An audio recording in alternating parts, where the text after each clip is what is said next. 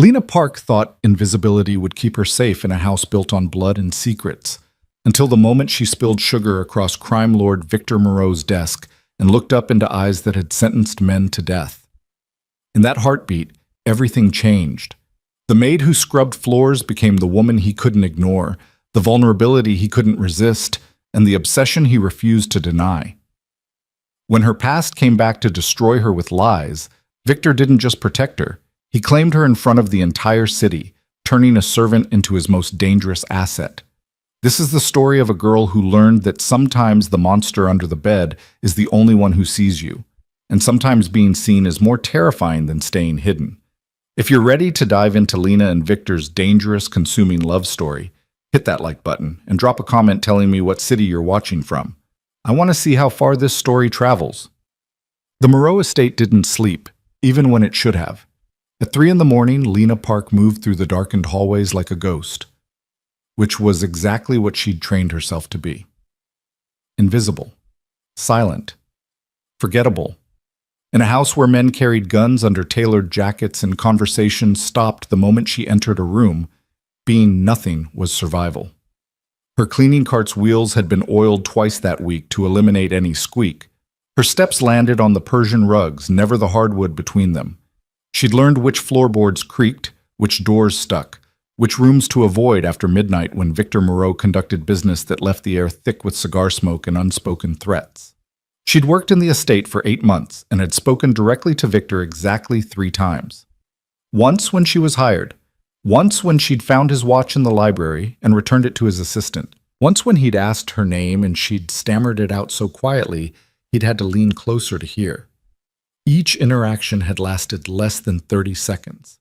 That was how she wanted it. Lena pushed her cart toward Victor's private office, checking her watch. 3:15. He never worked past 2, and his head of security, Marcus, had confirmed the office was empty before she'd come upstairs. This was her window, the only time she could properly clean the space where Victor spent most of his waking hours, surrounded by ledgers that definitely weren't about legitimate business and phones that rang at all hours with calls that made his jaw tighten. She used her master key on the office door, slipping inside and closing it behind her with barely a sound. The room smelled like expensive leather and the particular brand of whiskey Victor preferred, something Scottish with a name Lena couldn't pronounce. His desk dominated the space, a massive thing made of dark wood that had probably cost more than she'd earned in 5 years. Behind it, floor-to-ceiling windows looked out over the city, the lights of downtown twinkling in the distance like fallen stars. Lena had cleaned this room 100 times. She knew the routine by heart.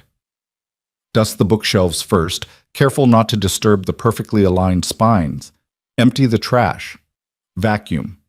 Then the desk last, because it required the most care. Victor noticed if anything was out of place, and the last maid who'd accidentally moved one of his files had been gone the next day. She worked efficiently, losing herself in the familiar rhythm. Dust, wipe, polish. These were tasks she could control, small islands of order in a life that had spiraled beyond her grasp long before she'd taken this job. The desk was covered in papers tonight, more than usual. Contracts from the look of them. Though Lena had learned not to read anything, she cleaned around.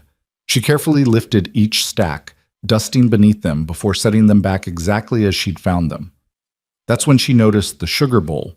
It sat at the corner of the desk, fine white crystals catching the light from the desk lamp someone had left on. Victor took his coffee black during the day, but late at night, when he worked alone, he apparently allowed himself the small indulgence of sweetness. Lena reached for the bowl to move it, dust beneath it, and return it to its precise location. Her hand trembled. She didn't know why. Exhaustion, maybe. She'd worked a double shift because Rosa had called in sick, and Lena needed the overtime. Her mother's medical bills weren't going to pay themselves, and the collection notices had started arriving in red envelopes instead of white. The tremor was small, barely noticeable. But it was enough. The sugar bowl tipped. Lena's other hand shot out to catch it, but she was a second too slow, her reflexes dulled by fatigue. The bowl tumbled across the desk's surface, and the lid popped off, sending a cascade of white crystals scattering across Victor's carefully organized papers. "No, no, no," Lena whispered, frantically trying to brush the sugar away, but that only made it worse. The crystals stuck to her hands, ground into the paper fibers, spread further with every panicked swipe. Her heart hammered against her ribs. This was bad. This was exactly the kind of mistake that got people fired, and she couldn't afford to lose this job. The pay was better than anything else she qualified for, and Victor's household manager, Mrs. Chen, had been the first person in years to look at Lena's spotty work history and give her a chance anyway. She grabbed her cleaning cloth, trying to carefully lift the sugar without tearing the documents. But her hands were shaking worse now, and she could feel the hot sting of tears building behind her eyes. Because of course this would happen. Of course she would screw up the one good thing she had going. I didn't realize my office had become part of the late-night cleaning rotation. Lena's entire body went rigid. The voice came from behind her, from the direction of the door she'd been so careful to close, smooth and dark as the whiskey that scented the room.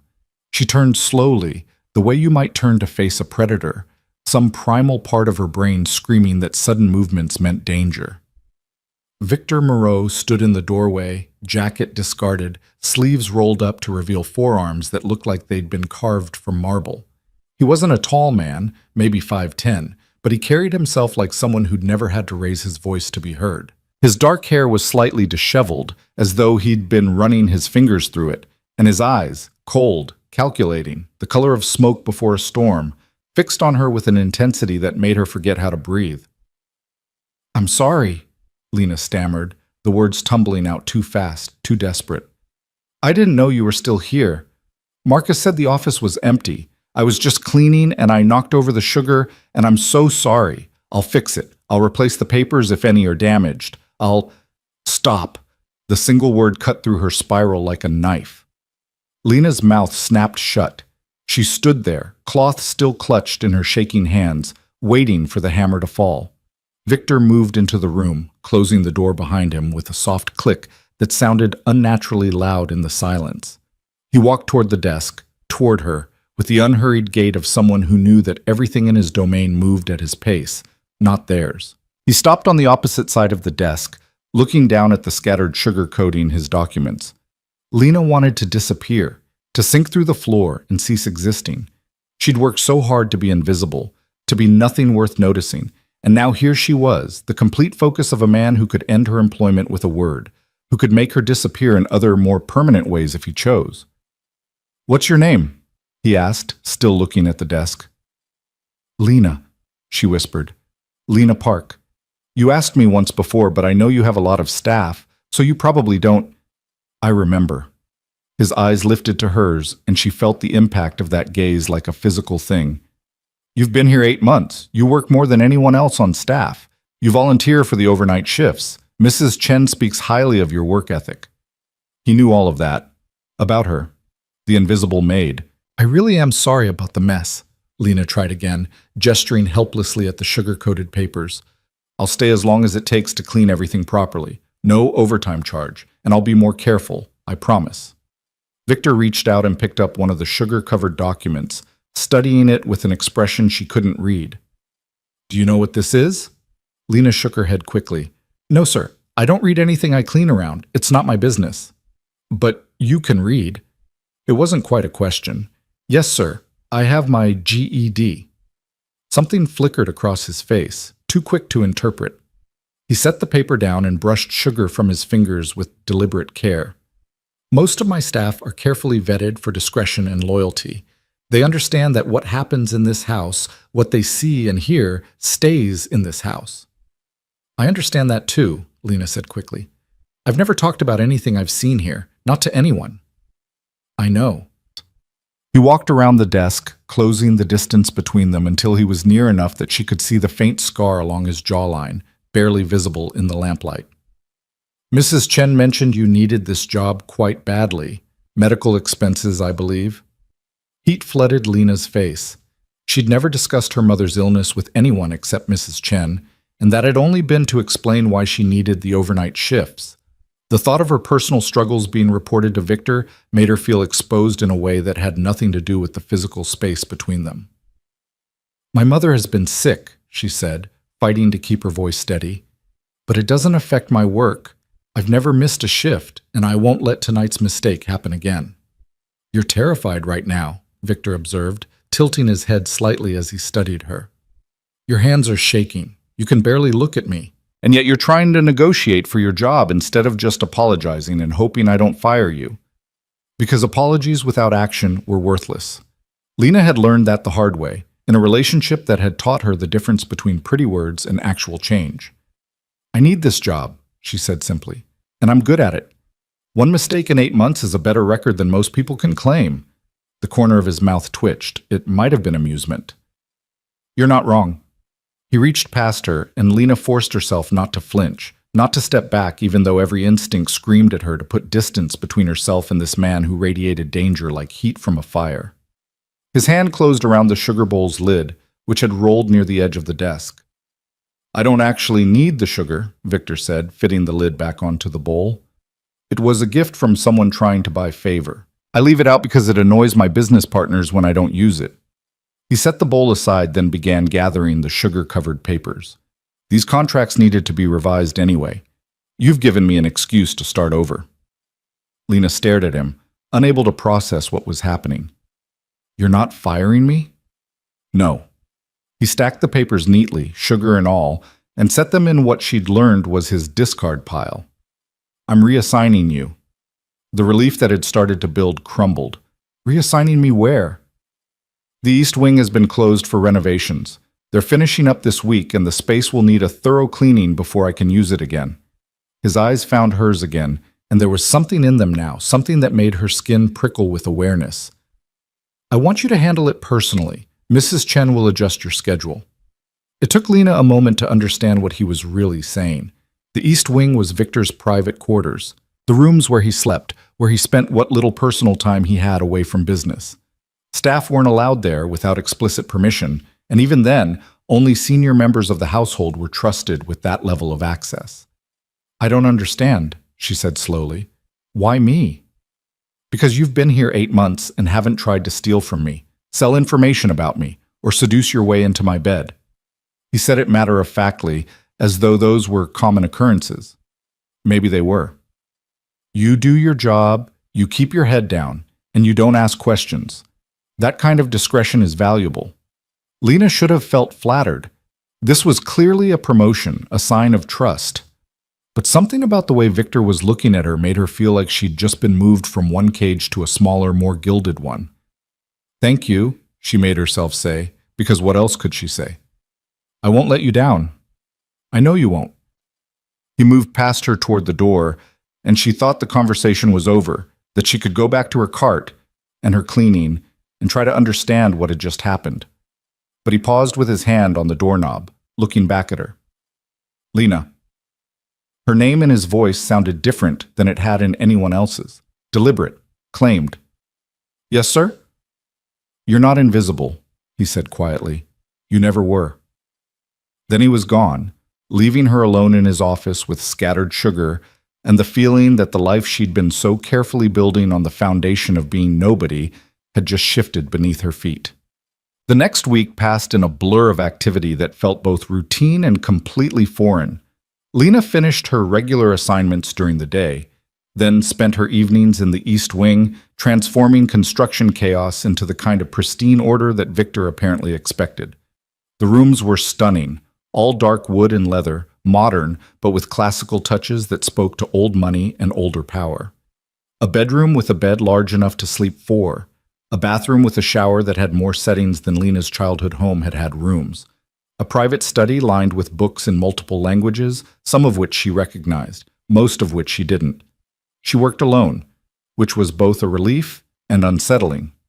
No other staff members were allowed in while she cleaned, which meant no witnesses to how many times she caught herself studying the details of Victor's life. The books he read, everything from philosophy to true crime. The music on his expensive sound system, classical mostly, but with unexpected additions like jazz and old blues. The single photograph on his desk in the study, showing a much younger Victor with his arm around a woman who had his eyes and his smile. Lena never touched that photograph. She dusted around it carefully, aware that she was learning things about Victor Moreau that the invisible maid should never know. He came by twice while she worked. The first time, he simply walked through, checking on the progress, asking if she needed anything. His presence made the air feel thicker, harder to breathe, but he didn't stay long. The second time, she was on her hands and knees scrubbing the hardwood floor in his study when she heard his voice behind her. "You don't have to do that manually. There are machines." Lena sat back on her heels, pushing hair out of her face. The machines missed the corners and the grain patterns. "This is better." He walked over to where she knelt, and she had to tilt her head back to look up at him. From this angle, he seemed even more imposing, backlit by the hallway light, so his face was partially in shadow. "Stand up," he said. It wasn't a request. Lena got to her feet, aware of how she must look. Cleaning clothes, hair tied back in a messy knot, no makeup, the scent of lemon cleaner probably clinging to her skin. She'd never felt the difference in their stations more acutely than in this moment. "I have a dinner tomorrow night," Victor said. "Business associates from the East Coast, the kind of people who notice details." Lena nodded, unsure where this was going. "I'll make sure everything is perfect in the dining room." "You'll make sure you're perfect," he corrected. "You're serving." Her stomach dropped. "Sir, I'm not trained for—" "Mrs. Chen will brief you. You'll wear the formal service uniform, you'll follow her instructions exactly, and you'll remember that you don't speak unless spoken to. You don't make eye contact with the guests, and you absolutely don't acknowledge anything you overhear." His tone was firm, but not unkind. "Can you do that?" "No." She wanted to say no. Serving meant being seen, being present in a room full of dangerous men doing dangerous business. It meant the opposite of invisible. But Victor was watching her with those smoke-gray eyes, and she remembered what he'd said. "You're not invisible. You never were." Maybe invisibility had only ever been an illusion, she'd told herself. "Yes, sir," Lena said. "I can do that." "Good." He stepped closer, and she caught the scent of his cologne, something dark and woody that probably cost more than her rent. "There's something else you should know." Lena waited, her heart picking up speed for no reason she could name. "I had Marcus run a deeper background check on you after the sugar incident," Victor said. "Standard procedure for anyone who works in my private spaces." Of course he had. Lena felt ice slide down her spine. There were things in her background she'd hoped to leave buried, mistakes she'd made before she learned that some people wore their violence under charm, like a second skin. "I see that you had a restraining order filed against an Evan Cross 2 years ago," Victor continued, his voice dropping into something darker. "Domestic violence. It expired 6 months ago, and you didn't renew it." Lena's hands curled into fists at her sides. "I moved, changed my number. He doesn't know where I am. It's handled." "Is it?" Victor's gaze sharpened. "Because Marcus found 3 instances in the past month where someone matching Cross's description was seen near this estate, near the staff entrance you use."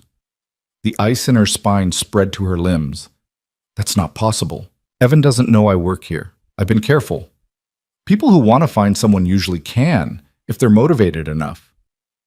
Victor's jaw tightened almost imperceptibly. "Does he have reason to be motivated?"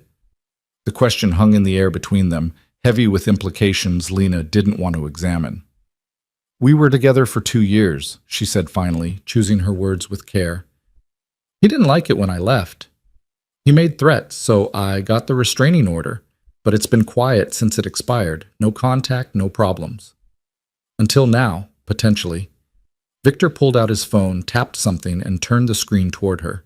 Security footage, black and white, showing a man leaning against a car across from the estate's staff gate. The image was grainy, but Lena recognized the build, the way he held himself. Evan. Her blood ran cold. "When was this taken?" "Yesterday, and twice last week." Victor pocketed the phone. "I don't allow problems near my home, Lena. If this man is your problem, he's now my problem." There was something in the way he said it that made Lena's breath catch. Not quite possessive, but close. Protective in a way that came with sharp edges. "I'll call the police," she said quickly. "File a new restraining order. I'll handle it." The police are slow, and restraining orders are paper. Men like Cross don't care about paper. Victor's hand came up, and for one frozen moment, Lena thought he was going to touch her face. Instead, he pointed to a small scar at her hairline, barely visible but apparently not invisible to him. "He gave you that." It wasn't a question, but Lena answered anyway. "Yes." "Does he know about your mother? About her medical situation?" The question made Lena's stomach churn because, yes, Evan knew.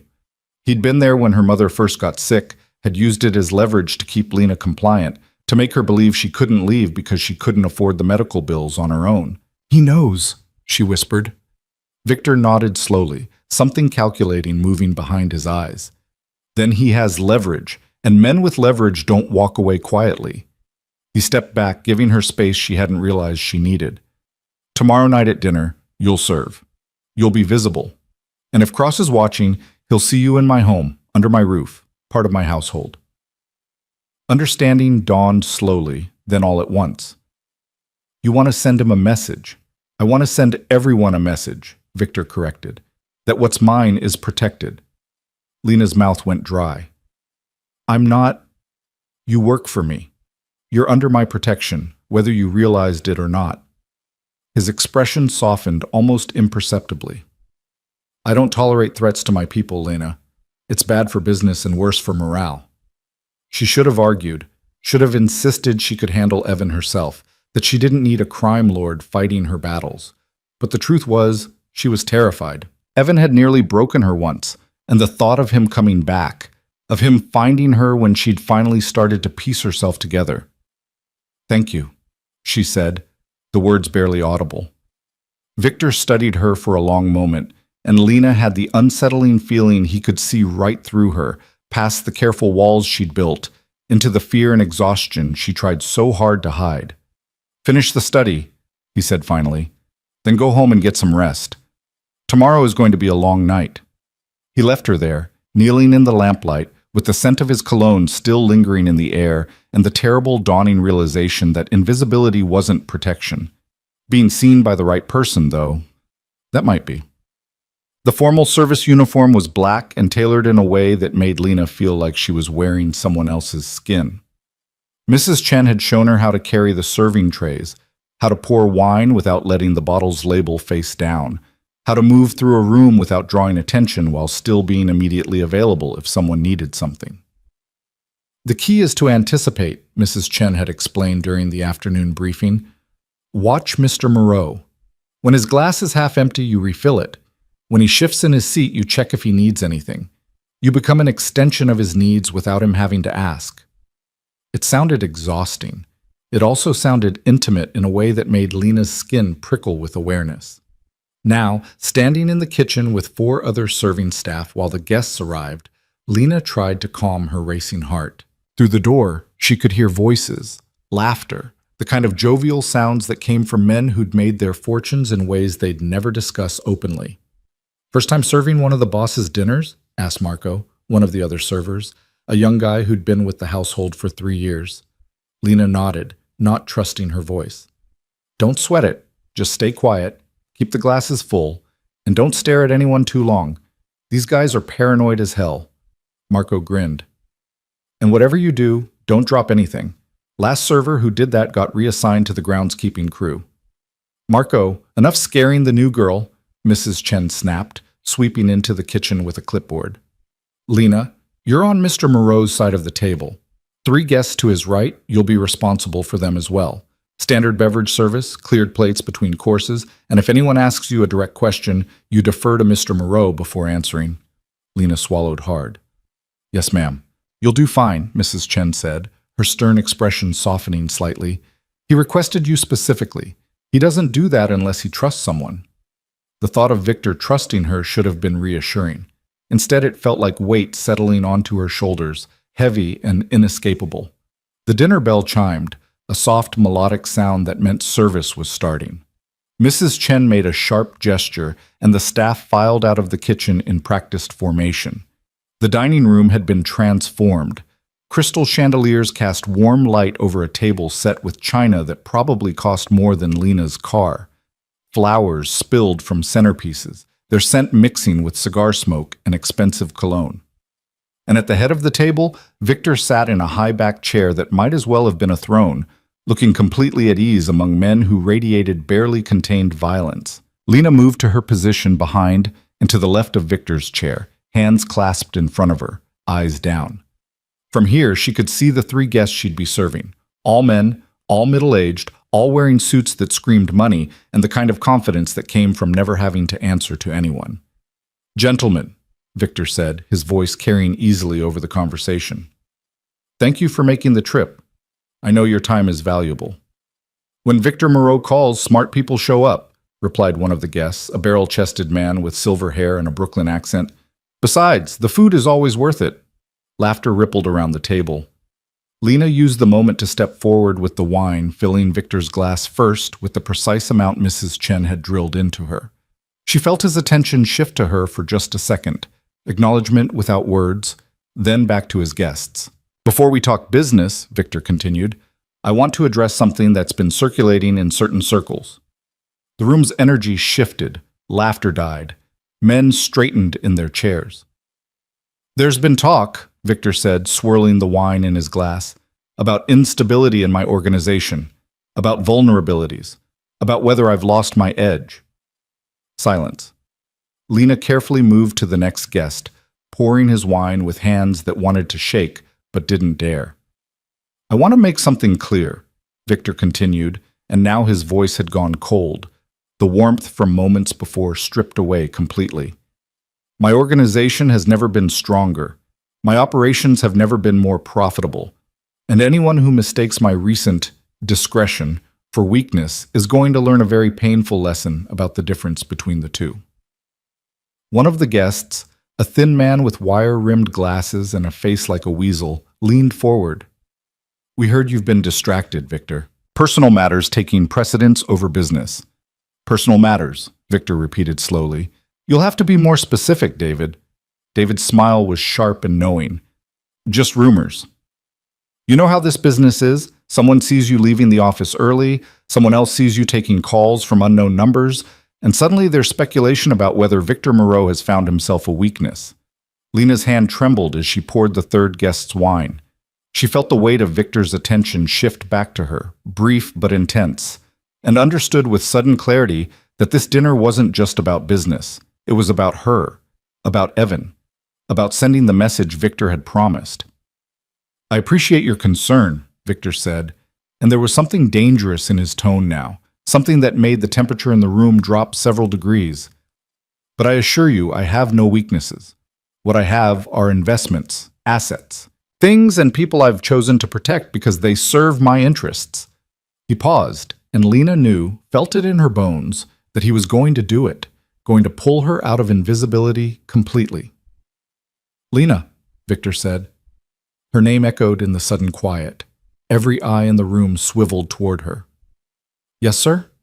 She forced the words out, forced herself to meet his gaze even though every instinct screamed at her to look away, to disappear. "Bring me the Macallan from my study, the 1962. That wasn't wine. That was whiskey. The kind that cost thousands of dollars a bottle. The kind Victor saved for special occasions or particularly important statements. "Right away, sir," Lena managed, setting down the wine bottle and leaving the room with measured steps that wanted to break into a run. In the study, she found the bottle exactly where Victor had told her it would be, locked in a cabinet whose combination he'd shared with her 2 days ago. Her hands shook as she worked the lock, and she could hear Mrs. Chen's voice in her head telling her to breathe, to stay calm, to remember her training. But this wasn't about training. This was about Victor staking a claim, making her visible to men who dealt in power and intimidation, telling them without words that she was under his protection. Telling Evan, if he was watching. Lena returned to the dining room with the bottle cradled carefully in her hands. The conversation had moved on to safer topics, shipping routes, territory disputes in the South, but she felt the undercurrent of tension still thrumming beneath the words. She approached Victor's chair, presenting the bottle for his inspection before opening it. His fingers brushed hers as he took it, and the contact sent electricity racing up her arm. "Pour for our guests," Victor instructed, "starting with David." The message was clear. The man who'd questioned Victor's focus would be the first to receive his personal whiskey, served by the woman who was apparently the source of speculation. Lena moved around the table, pouring measured amounts into each crystal glass. The whiskey glowed amber in the light, and its scent was rich and complex, speaking to age and care and value. When she returned to Victor's side, he held up his own glass. "A toast," he announced, "to loyalty." to understanding that in this business, strength isn't measured by how much you control, but by how well you protect what matters. The guests raised their glasses, murmuring agreement, but Lena saw the calculation in their eyes. They were reassessing, recalibrating their understanding of Victor Moreau and his priorities. And to new investments, Victor added, his gaze finding Lena's and holding it with an intensity that made her forget to breathe. Sometimes the most valuable assets are the ones others overlook. They drank. Lena stepped back into position, heart hammering, skin too hot despite the room's careful climate control. The dinner continued for another 2 hours. Courses came and went, beautifully prepared dishes that Lena barely registered as she served them. Conversation flowed around her, sometimes touching on business so sensitive she understood why Mrs. Chen had emphasized discretion. She learned things she wished she hadn't, heard names that would mean nothing to most people but everything to law enforcement. And through it all, she felt Victor's awareness of her like a physical touch, his attention tracking her movements even as he negotiated deals and settled disputes with the calm authority of someone who'd never had his word questioned. When the last guest had left, when the dining room had been cleared and the other staff had retreated to the kitchen, Lena found herself alone with the table's debris and the echo of what had just happened. "You handled that well." She spun to find Victor standing in the doorway, jacket discarded, tie loosened, looking less like a crime lord and more like a man who'd just finished a long day's work. "I'm not sure what I handled," Lena admitted. "That didn't feel like just a dinner." It wasn't. He walked into the room and she noticed for the first time how tired he looked, the lines around his eyes more pronounced in the softer light. "David has been making moves in my territory, testing boundaries. He needed a reminder that I don't miss details, and I don't tolerate challenges. By showing him you have a maid you trust with your expensive whiskey?" Victor's lips quirked. "By showing him I have someone in my home I trust enough to put in front of men who would use any perceived weakness against me." He stopped a few feet away from her, close enough that she could see the faint shadow of stubble along his jaw. "You're not a weakness, Lena, but David needed to believe you might be, so he could see firsthand how I respond to threats against what I value." Lena's breath caught. "I'm not... You don't..." "Marcus confirmed that Cross was watching the estate tonight," Victor interrupted quietly. "He saw you arrive. Saw you enter with the staff. Saw you leave 3 hours later." The bottom dropped out of Lena's stomach. "He was here?" "At a distance. Safe distance. Marcus had 2 men tailing him the entire time." Victor's expression hardened. "He took pictures, Lena. Of you. Of the estate. Of license plates from the guests' cars." Panic clawed its way up her throat. "What does that mean? What's he planning?" "I don't know yet," Victor admitted. "But men don't collect intelligence unless they're planning to use it." His jaw tightened almost imperceptibly. "Tell me the truth. Is there any reason Cross would think you're pregnant?" The question hit like a slap. "What?" "No, absolutely not." "You're sure? Because Marcus intercepted a phone call Cross made to his brother tonight talking about his girl and his kid and how he was going to get what's his." Lena's legs went weak. She reached for the dining table to steady herself, her mind racing through possibilities, trying to understand where Evan would get such a ridiculous idea. Then it hit her. The hospital. 3 weeks ago, when her mother had been admitted for emergency treatment, Lena had gone to the ER with her. They'd done standard intake checks, including asking if Lena might be pregnant before doing any imaging on her mother. She'd said no, of course she had, but there had been a young nurse nearby, someone Lena had gone to high school with. Someone who'd known she dated Evan. Someone who might have overheard and misunderstood and started a rumor that had somehow made its way back to him. "There was a misunderstanding," Lena said, forcing the words through numb lips. "At the hospital where my mother is being treated. I'm not pregnant. I haven't been with anyone in 2 years, not since Evan. But someone might have thought, people talk, they assume." "He thinks you're carrying his child," Victor said flatly.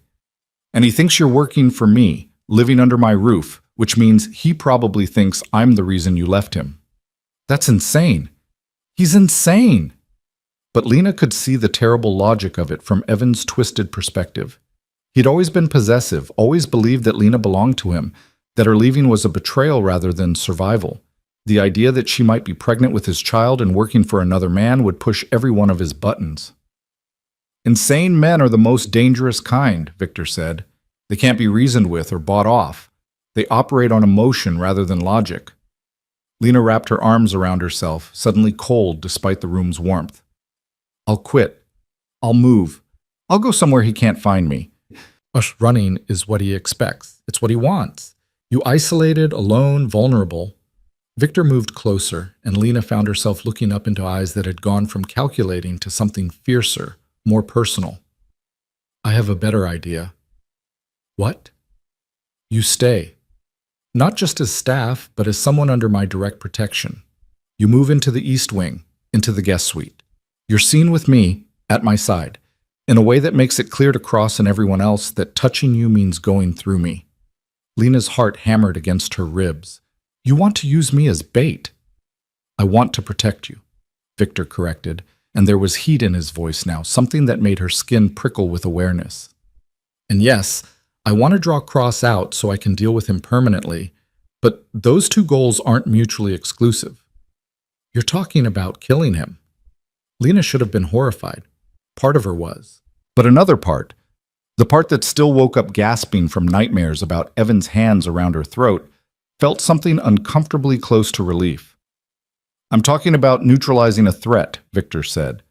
What that looks like depends on Cross's choices. Lena wanted to argue, wanted to insist she could handle this herself, that she didn't need a crime lord to fight her battles. But the truth was, she was terrified.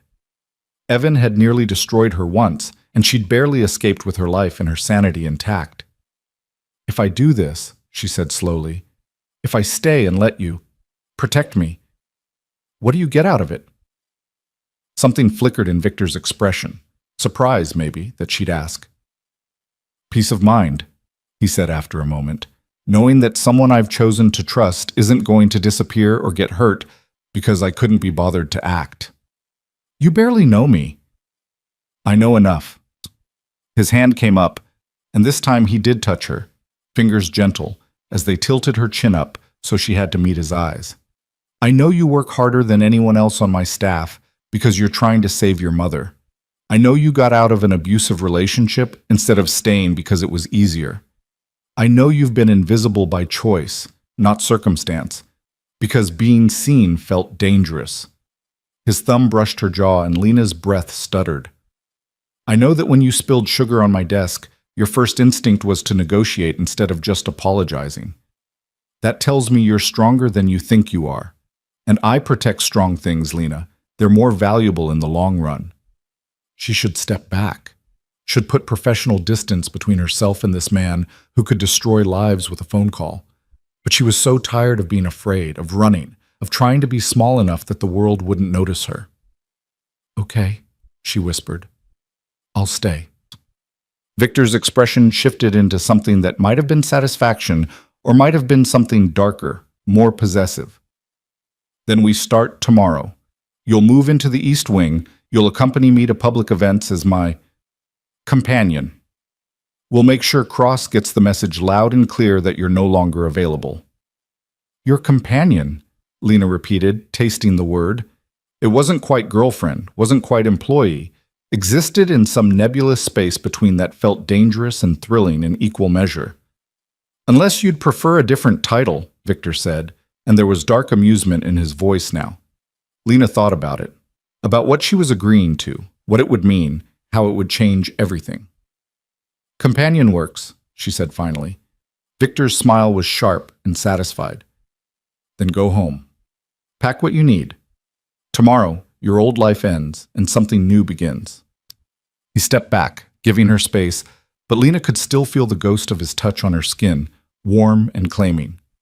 She left the dining room on unsteady legs, her mind whirling with everything that had just happened, everything that was about to happen. Behind her, she heard Victor's phone ring, heard his voice drop into business mode as he answered. But for just a moment before the door closed, she caught his words. Marcus, I want eyes on Cross 24/7. He makes a move toward her. He so much as looks in her direction wrong. You call me immediately. The possessiveness in his tone should have scared her. Instead, for the first time in 2 years, Lena felt something other than afraid. She felt claimed, protected, seen, and maybe, just maybe, that was worth the price of no longer being invisible. The guest suite in the East Wing was larger than Lena's entire apartment. She stood in the doorway the next morning, her single duffel bag feeling absurdly inadequate against the backdrop of cream-colored walls, polished hardwood floors, and furniture that looked like it belonged in a design magazine. Floor-to-ceiling windows overlooked the estate's gardens, where early morning light painted everything in shades of gold and amber. "Mrs. Chen had the closet stocked with basics in your size," Victor said from behind her, making her jump. She hadn't heard him approach, which seemed to be a skill he'd perfected, moving through his own domain like smoke. "If you need anything else, let her know." Lena turned to find him already dressed for the day in charcoal gray slacks and a white shirt, sleeves rolled to his elbows in a way that somehow made him look more dangerous rather than casual. His hair was still damp from a shower, and she caught the scent of his soap, something clean and expensive that made her hyper-aware of her own unwashed state after a sleepless night of packing and second-guessing. "This is too much," she said, gesturing helplessly at the suite. "I don't need all this space. I could stay in the staff quarters." "The staff quarters don't send the right message." Victor walked past her into the room, moving to the windows with the easy confidence of someone who owned everything he surveyed. "Cross needs to believe you're more than an employee. This suite connects to mine through a shared sitting room. Anyone watching will draw the obvious conclusions." Heat flooded Lena's face. "You want people to think we're sleeping together. I want people to think you're under my personal protection, which means keeping you close."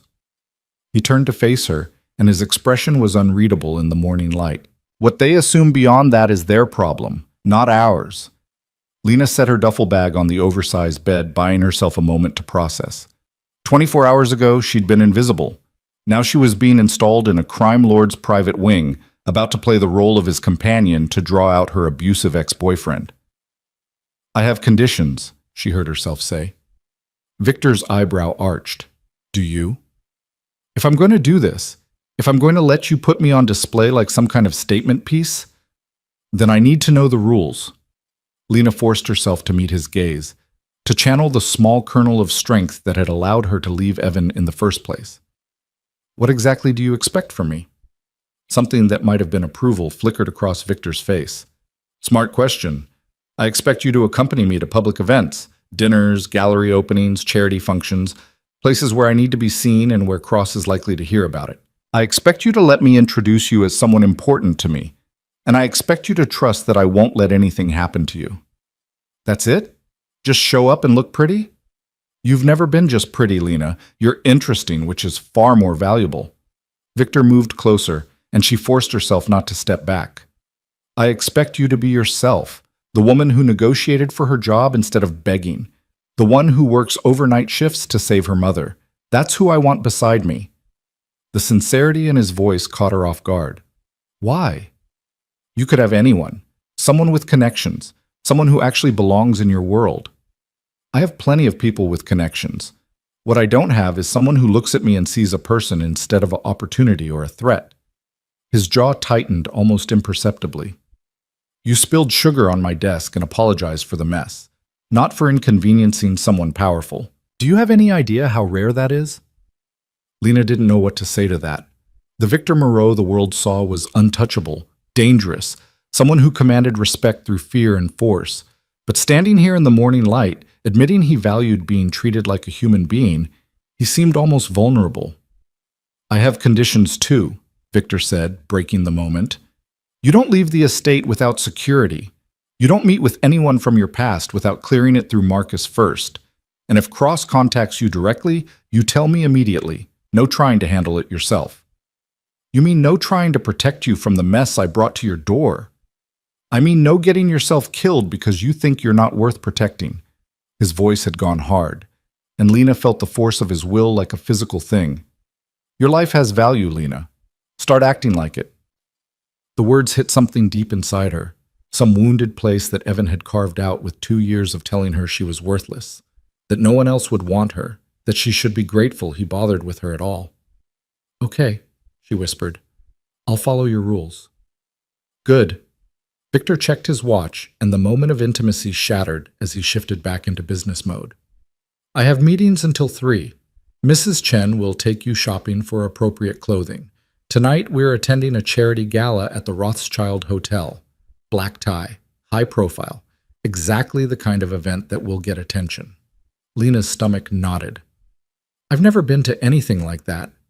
Then it's fortunate you're a quick learner. He headed for the door, then paused, looking back at her. One more thing. The bathroom has a lock. Use it if it makes you feel safer. I won't enter your space without permission. He was gone before she could respond, leaving her alone in a room that smelled like luxury and felt like a beautiful cage. Lena sank onto the bed, her duffel bag beside her containing everything she owned that mattered. Some clothes, her mother's jewelry, a photograph of better days. It seemed pathetic next to the opulence surrounding her, a stark reminder of how far out of her depth she really was. Her phone buzzed, a text from an unknown number. Saw you at a fancy house last night. Moving up in the world, Lena? Bet you didn't tell your new boss about our baby. Call me. Evan. Her hands shook as she stared at the screen. He was escalating, getting bolder. The lie about a pregnancy had calcified in his mind into truth, and now he thought he had leverage. Lena forwarded the message to the number Victor had given her for Marcus, then blocked Evan's number. Her heart hammered against her ribs, and she had to remind herself to breathe, that she wasn't alone in this anymore, that Victor had promised protection. The question was whether she could trust that promise, or whether she'd just traded one dangerous man for another. Mrs. Chen arrived an hour later with coffee and a brisk efficiency that left no room for anxiety.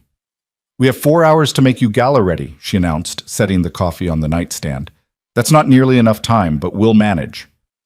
I don't even know what gala ready means, Lena admitted. Mrs. Chen's expression softened slightly.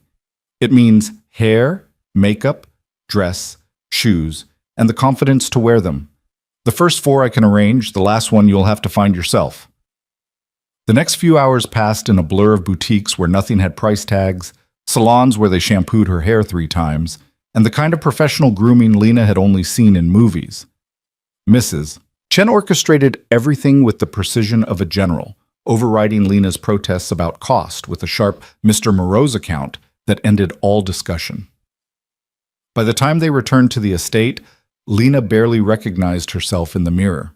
Her dark hair had been cut and styled into soft waves that framed her face. Her skin glowed from whatever treatment the facialist had done.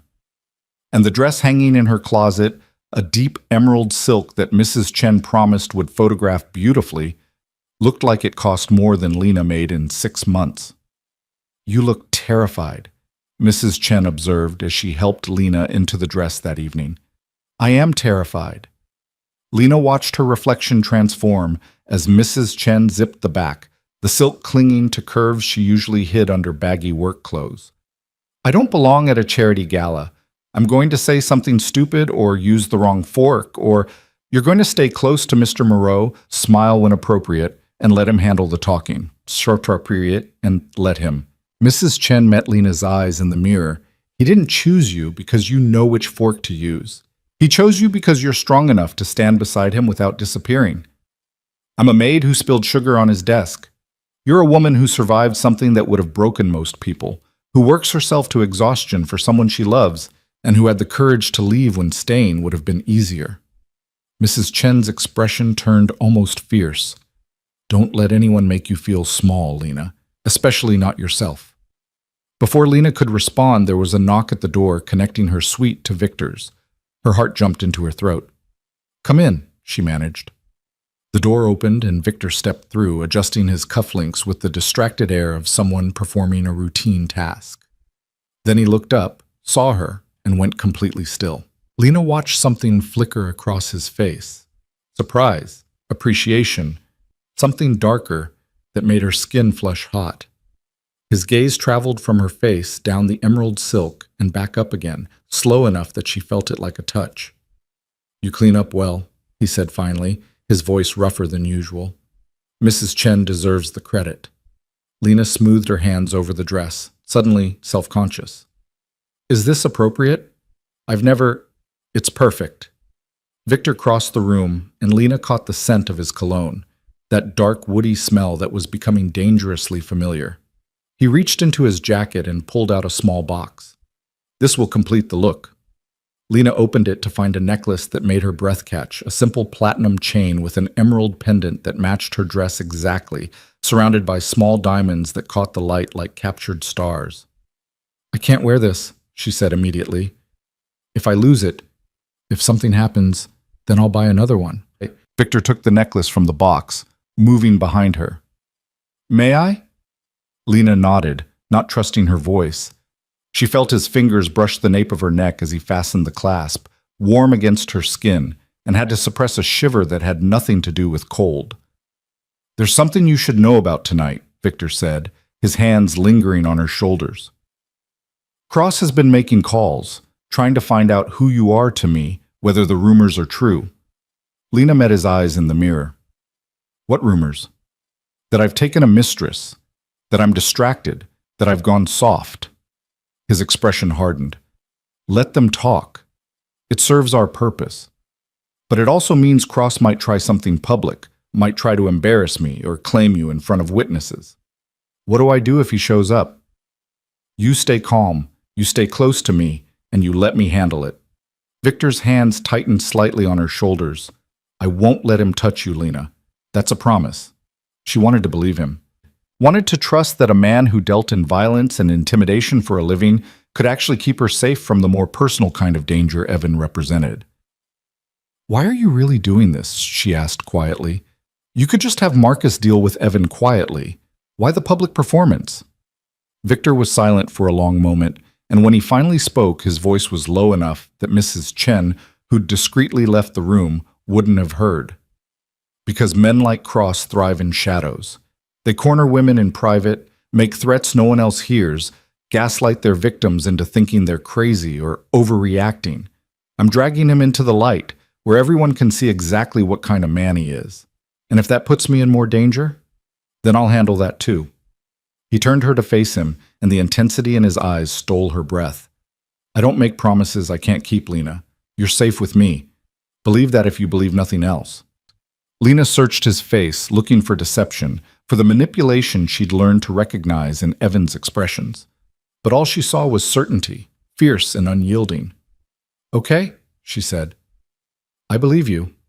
Something in Victor's expression shifted, softened almost imperceptibly. "Good. Now let's go show the city what they're dealing with." The Rothschild Hotel was the kind of establishment where the doormen wore white gloves and the chandeliers probably had their own insurance policies. Lena stepped out of Victor's car, a sleek black Mercedes that probably cost more than her childhood home, and tried not to gawk at the red carpet stretching from curb to entrance, lined with photographers and reporters. "They're here for the charity angle," Victor murmured, his hand settling on the small of her back as he guided her forward. "Smile, don't answer questions, and if anyone asks your name, you defer to me." Lena nodded, her heart hammering so hard she was sure everyone could hear it. The moment they stepped onto the carpet, camera flashes exploded like small supernovas, and she heard the rapid-fire questions being shouted over the crowd noise. "Mr. Moreau, who's your date tonight?" "Victor, is it true you're donating $2 million to the Children's Hospital?" "Mr. Moreau, what's her name?" Victor's hand pressed more firmly against her back, steadying her, guiding her through the chaos with the ease of someone who'd navigated this particular gauntlet 1,000 times. He paused occasionally to acknowledge someone, to exchange a brief word with a reporter he apparently knew, but he never let go of her, never gave her space to feel alone in the crowd. Inside, the hotel's ballroom had been transformed into something out of a fairy tale. Crystal chandeliers the size of small cars hung from the ceiling. Round tables draped in white silk filled the space, each centerpiece a cascade of white roses and orchids. A string quartet played something classical and elegant near the entrance, and servers in formal attire circulated with champagne flutes on silver trays. Lena had never felt more out of place in her life. "Breathe," Victor said quietly, leaning close enough that his breath stirred her hair. "You look like you belong here. Own it." "I look like I'm playing dress-up in someone else's life." "Then play it well. Fake it until it feels real." His hand slid from her back to her waist, pulling her closer to his side in a gesture that looked casual but felt deliberately possessive. "And remember, half the people in this room are faking something. You're in good company." Before Lena could respond, a woman in a silver gown that probably cost more than a car descended on them, all air kisses and practiced smiles. Victor, darling, we were beginning to think you'd forgotten how to socialize. Catherine. Victor's tone was warm but guarded.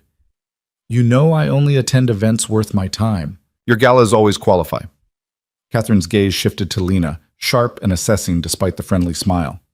And who is this lovely creature? You've been holding out on us. This is Lena Park, Victor said, and his hand tightened fractionally on her waist. Lena, meet Catherine Rothschild, tonight's hostess, and the woman responsible for making the city's elite feel guilty enough to donate. Guilty is my specialty. Catherine extended a perfectly manicured hand, and Lena shook it, trying to match the woman's confident grip. How did you and Victor meet? I'm dying to know what finally caught his attention. Lena opened her mouth, panic flooding through her because she had no idea what to say, but Victor smoothly intervened. Lena works for me. She has excellent taste and better sense, which is more than I can say for most of my associates. It wasn't quite a lie, but it wasn't the truth either. Catherine's eyes sharpened with interest, clearly reading between the lines. But before she could probe further, a man in a tuxedo approached with urgent whispers about seating arrangements. Duty calls, Catherine said with an apologetic smile. We'll catch up later, darling. Save a dance for me. As she swept away, Lena let out a breath she hadn't realized she was holding. That was terrifying. That was Catherine being restrained. She's usually worse. Victor guided her toward their table, which was positioned near the front of the room with a clear view of the stage. She'll spread the word that I brought a date. By tomorrow morning, half the city will know your name. Is that the goal? Part of it. He pulled out her chair and Lena sat, hyper-aware of the eyes tracking their movements. Cross-monitors society pages and gossip columns obsessively. He'll know I was here with you within hours. Lena accepted a champagne flute from a passing server, more for something to do with her hands than any desire to drink. Around them, the ballroom filled with the kind of people who made decisions that affected thousands of lives, who wore wealth like a second skin, who belonged in this world in ways Lena never would. You're doing that thing again, Victor said, settling into the chair beside her. What thing? Trying to disappear. Your shoulders are up, your head's down, and you're making yourself as small as possible. He reached over and gently tugged her chin up, forcing her to meet his gaze. Stop it. You're here with me, which means you're exactly where you're supposed to be. I don't know how to be this person, Lena admitted quietly. I don't know how to make small talk with people who think a $2 million donation is casual philanthropy. Then don't. Be honest instead. It'll shock them more than any performance. Victor's thumb brushed her jaw before he released her, and Lena felt the loss of contact more than she wanted to admit. Besides, most of them are miserable despite the money. You've survived real problems. That gives you more substance than anything in this room. Before Lena could process that, their table began filling with other guests. A tech mogul and his third wife. A state senator with political aspirations. A real estate developer who looked like he'd had extensive plastic surgery. They greeted Victor with the kind of deference that came from knowing exactly how powerful he was, and their gazes slid over Lena with curiosity barely concealed behind polite smiles. You must be the reason Victor finally decided to rejoin society, the senator said, offering Lena a handshake that lasted slightly too long. Robert Chen, State Senate. And you are? Lena Park, she managed, extracting her hand. Are you in business, Ms. Park? I don't believe I've seen you at these events before. This was exactly what she'd been afraid of, questions she couldn't answer without revealing how completely out of her depth she was. But Victor's words echoed in her head. Be honest. It'll shock them more than any performance. I work for Mr. Moreau, Lena said, meeting the senator's gaze directly. And no, I don't usually attend events like this. I'm more comfortable with a mop than a champagne flute. Silence descended on the table. The senator blinked, clearly not expecting such blunt honesty. The tech mogul's wife looked like she'd swallowed something unpleasant. Then Victor laughed, a genuine sound that made several heads turn. I told you she was refreshing, he said to no one in particular, and his hand found Lena's under the table, squeezing once in what felt like approval. The senator recovered quickly, his political instincts kicking in. Honesty is a rare commodity in this crowd. I appreciate it, Miss Park. The conversation moved on, flowing around Lena like water around a stone. She contributed when spoken to directly, answering questions with the same straightforward honesty that seemed to alternately charm and confuse the people at her table. Victor stayed close, his attention tracking her even when he was engaged in conversation with others, and Lena felt the steady anchor of his presence, keeping her from drifting into panic. Dinner was served, course after course of food that was more art than sustenance. Lena tried to follow the lead of those around her, using the correct fork, not eating too fast, making appropriate noises of appreciation. But her attention kept drifting to the entrance, watching for a face she hoped wouldn't appear. "He's not here," Victor said quietly during a lull in conversation. "Marcus has people at every entrance. If Cross tries to get in, we'll know." "How did you—" "You've been watching the door for the past 20 minutes. His hand covered hers again, warm and steady. "Try to relax. Enjoy the evening." "I'm sitting at a table with people who probably think my annual salary is what they tip their housekeepers," Lena said, keeping her voice low. "Relaxing isn't really an option." "Then fake it." Victor leaned closer, and she caught that scent of cologne and something underneath it that was purely him. "Pretend you're playing a role. Pretend you're an actress who's been cast as my companion for the evening. What would she do?" Lena considered it. "She'd probably be more charming than I am. She'd probably be boring as hell because she'd be trying too hard." Victor's eyes held hers, and there was something in them now, something that made her pulse quicken. "You're interesting because you're real. Don't lose that trying to be someone you're not." The lights dimmed before Lena could respond, and Catherine Rothschild took the stage to enthusiastic applause. She launched into a speech about the children's hospital, about the lives they'd saved and the lives they could save with proper funding. And Lena found herself actually listening, actually moved by the stories of children who'd been given second chances. When Catherine announced that Victor Moreau had donated $2 million, the applause was deafening. Victor stood to acknowledge it with a brief wave, completely comfortable being the center of attention, and Lena felt a surge of something she couldn't quite name.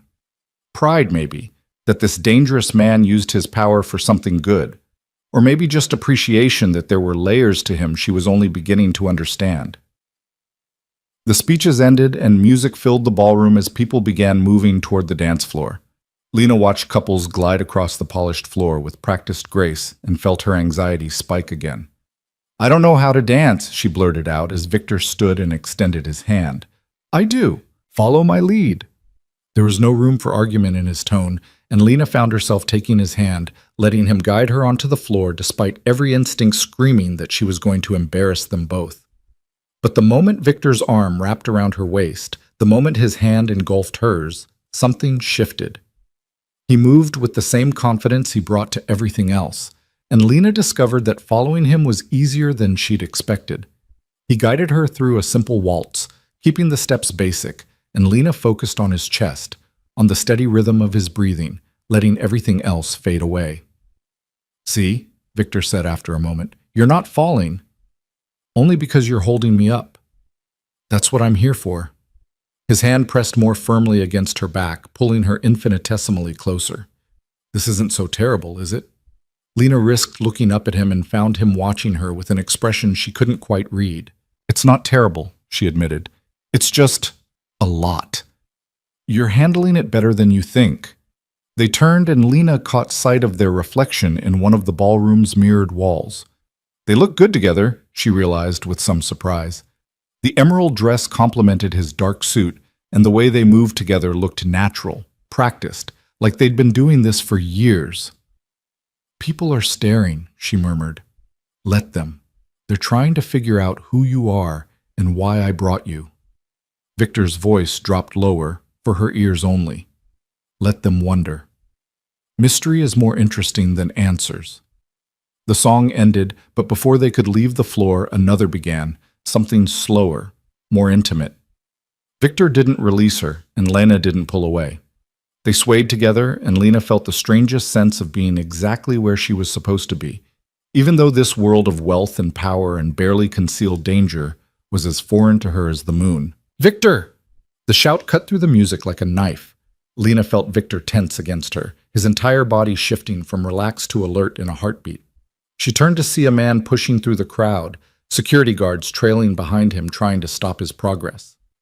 Evan. He'd somehow gotten past Marcus's people, somehow talked or bribed or forced his way into the gala, and now he was striding toward them with fury written across every line of his body. Lena's blood turned to ice.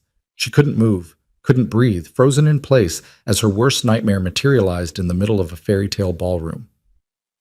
"Stay behind me," Victor ordered, releasing her only to step between her and Evan's approach. But Evan had already closed the distance, and his voice rang out across the suddenly silent ballroom. "Get away from my girl, Moreau. I don't know what lies she's told you, but Lena belongs to me. She's carrying my child, and I'm not letting some crime lord play daddy to my kid." The words echoed in the shocked silence.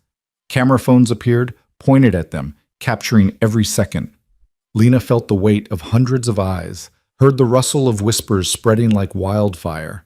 And through it all, she felt Victor's presence, solid and unmovable, standing between her and the man who'd nearly destroyed her.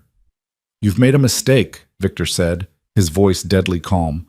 "A very serious mistake." The music had stopped. Every conversation in the ballroom died mid-sentence. 300 of the city's most powerful people stood frozen, watching the confrontation unfold like spectators at a car crash they couldn't look away from. Evan stood 10 feet away, chest heaving, face flushed with rage and what looked like alcohol. He'd put on weight since Lena had last seen him, his jaw softer, his eyes harder. He wore a suit that didn't quite fit right, probably rented for the occasion, and there was a wildness in his expression that made Lena's stomach turn over with remembered fear. "A mistake?" Evan's voice rose, carrying to every corner of the silent ballroom. "The only mistake here is you thinking you can steal what's mine. Lena, get over here. Now, we need to talk about our baby." Lena felt Victor's hand reach back, finding hers, squeezing once in silent communication. "Stay calm. Stay still. Let me handle this." "Mr.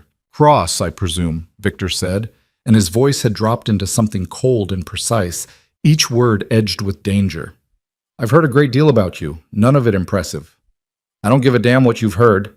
Evan took a step forward, and immediately 2 security guards materialized at his elbows, hands on his arms. He shook them off violently.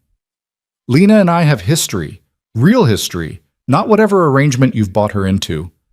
The implication made Lena's face burn with humiliation. Around them, she could hear the whispers starting, growing louder, speculation spreading like poison through the crowd. Victor's posture didn't change, but Lena felt the shift in him anyway, like a predator deciding whether to strike or wait. "History," he repeated softly. "Is that what you call 2 years of documented abuse? Is that what you call the restraining order Miss Park had to file to keep you from breaking into her apartment at 3 in the morning? Evan's face went purple. "She told you about that? She tell you how she provoked me? How she—" "I've seen the police reports," Victor interrupted, his voice cutting through Evan's bluster like a scalpel. "I've seen the hospital records from the night you dislocated her shoulder. I've seen the photographs she took of the bruises you left on her throat when you tried to strangle her because she burned your dinner." The ballroom erupted in gasps and murmurs. Lena felt her knees go weak, humiliation and rage warring inside her chest. She'd spent 2 years trying to bury that shame, trying to pretend it had happened to someone else. And now Victor was exposing it all in front of the city's elite. But when she looked at the faces around them, she didn't see the judgment she'd expected. She saw shock, yes, but also anger. Anger directed at Evan, not her. The women especially, their expressions hardening as they looked at the man who'd just confessed to violence in his desperate attempt to reclaim control. "Those were lies," Evan sputtered, but his voice had lost its certainty. "She lied to the police to get sympathy, to— And the baby you're claiming is yours?" Victor's voice grew colder still. "The pregnancy that doesn't exist? That medical records from 3 separate doctors confirm has never existed? Are those lies too, Mr. Cross, or are you simply delusional?" Lena saw the moment Evan realized he'd miscalculated. That whatever information he thought he had, whatever leverage he believed the pregnancy gave him, had just evaporated in the face of Victor's prepared counterstrike. "She was at the hospital," Evan insisted, but his voice had gone desperate now. "Someone told me they heard her talking about being pregnant." Ms. Park accompanied her mother to the emergency room 3 weeks ago, Victor said, and now his voice carried to every corner of the ballroom, addressing the crowd as much as Evan. Her mother, who has stage 4 cancer and requires constant medical care that Ms. Park has been paying for by working 3 jobs. A concerned nurse made an assumption based on standard intake questions, and that assumption became a rumor that made its way back to you. Victor took a step forward, and the security guards tightened their grip on Evan's arms. You took that rumor and turned it into a weapon. You stalked Miss Park. You watched my home. You made threatening calls. And tonight, you crashed a private event to publicly humiliate a woman whose only crime was escaping your abuse. Lena could see Evan deflating, could see the reality of the situation dawning on him. He wasn't facing down a vulnerable woman anymore. He was facing Victor Moreau in front of witnesses, and every word out of his mouth was digging the hole deeper. I just want to talk to her, Evan tried, his voice cracking.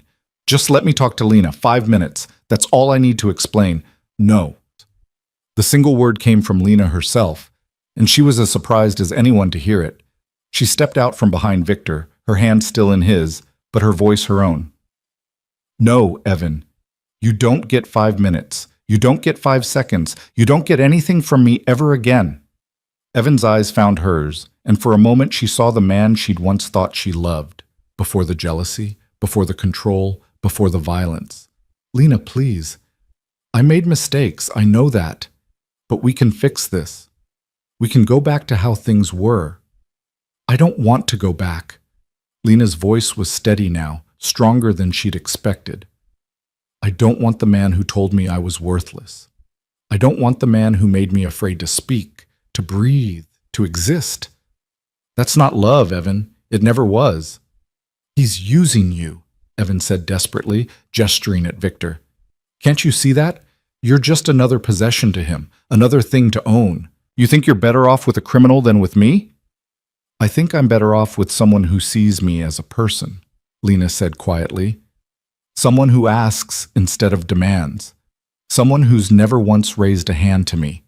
Victor's grip on her hand tightened fractionally, and she drew strength from it, from the solid presence of him beside her. You're making a mistake, Evan said, but the fight was draining out of him now, replaced by something that looked almost like grief. I love you, Lena. I've always loved you. You love controlling me, Lena corrected. There's a difference.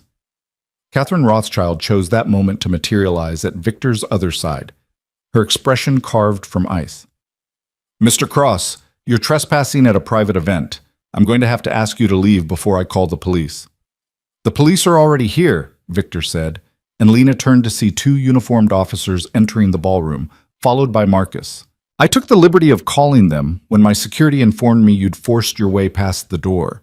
Apparently you assaulted one of the hotel staff to get in. That's battery, Mr. Cross. Evan's face went from purple to white. I didn't assault anyone. I just pushed past.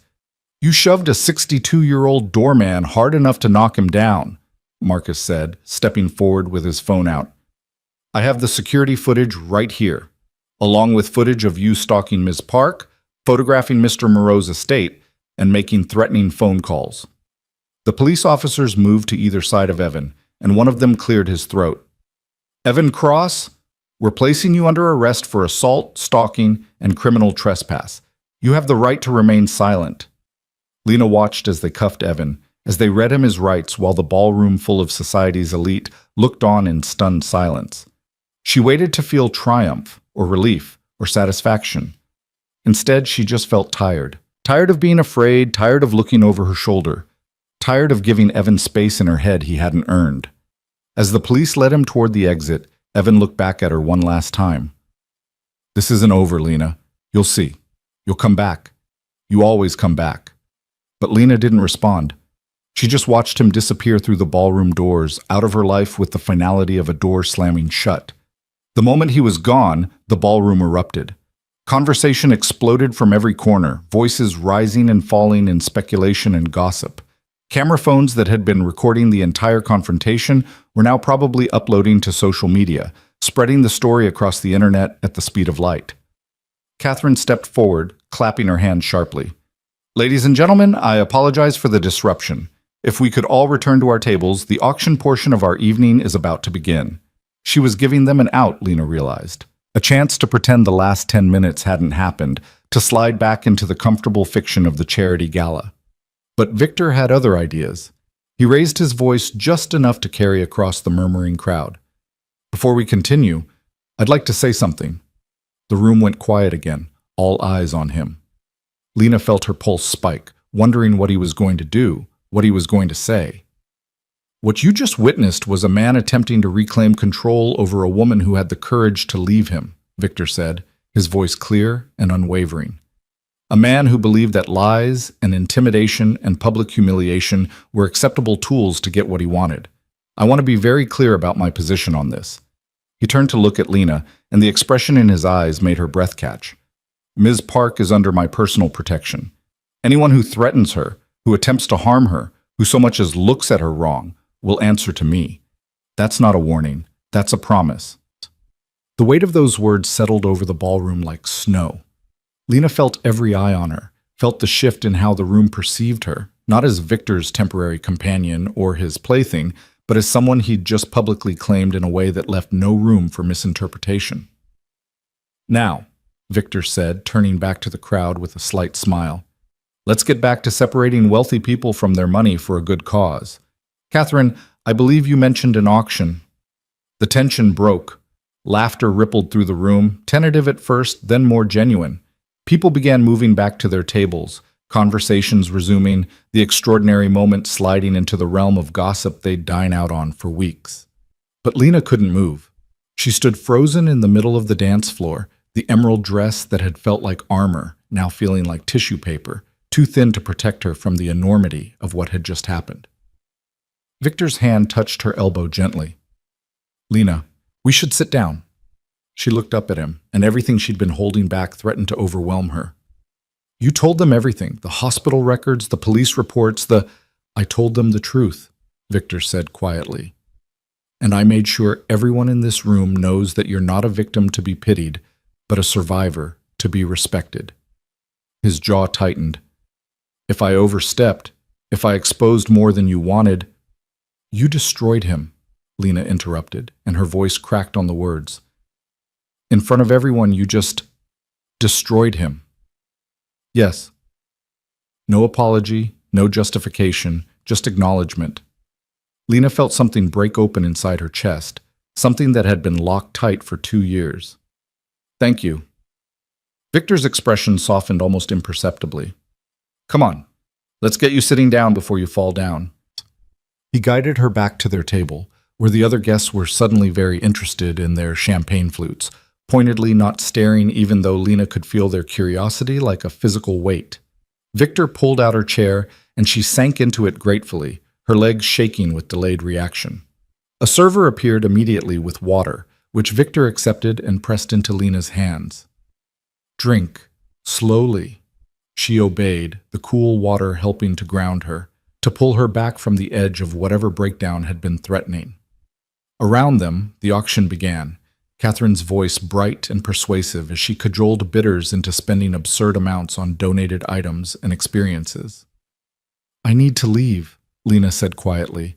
I can't sit here and pretend everything's normal after that. Then we'll leave. Victor was already standing, already signaling to Marcus, who materialized at their table within seconds. Everything's arranged, Marcus said in an undertone. Cars out back, away from the main entrance, no press. They slipped out during a particularly enthusiastic bidding war over a weekend in the Hamptons, moving through a service entrance that took them down a back hallway and out into the cool night air. The Mercedes was waiting exactly where Marcus had promised, engine running, back door open. Victor handed Lena into the car first, then slid in beside her. The door closed, and suddenly the chaos of the gala was muffled, reduced to the distant glow of hotel lights through tinted windows. Lena leaned her head back against the leather seat and closed her eyes. She felt wrung out, exhausted in a way that went bone deep. But underneath the exhaustion, there was something else, something that felt almost like freedom. I'm sorry, Victor said after a moment of silence. Lena's eyes opened. For what? For putting you through that. For making it public. He was looking straight ahead, his profile sharp in the dim light filtering through the windows. I knew Cross would try something. I had Marcus plant information about the gala where Cross's contacts would find it. I wanted him to come. The confession should have angered her, should have made her feel manipulated, used, but Lena found she wasn't surprised. Victor was a strategist. Of course, he'd engineered the confrontation, controlled the variables, made sure it happened on his terms in a place where he had all the advantages. You wanted witnesses, she said slowly, understanding. You wanted him to self-destruct in front of people who matter. I wanted him arrested on charges that will stick. Battery caught on camera, stalking with documented evidence, criminal trespass with a ballroom full of witnesses. Victor finally looked at her, and there was something almost apologetic in his expression. A restraining order is just paper. A conviction is prison time. Well, Lena thought about Evan being led away in handcuffs, about the humiliation on his face, about the way his entire narrative had crumbled under the weight of evidence and witnesses. He won't come back. No, Victor agreed. He won't. The car pulled up to the estate's gates, which swung open automatically.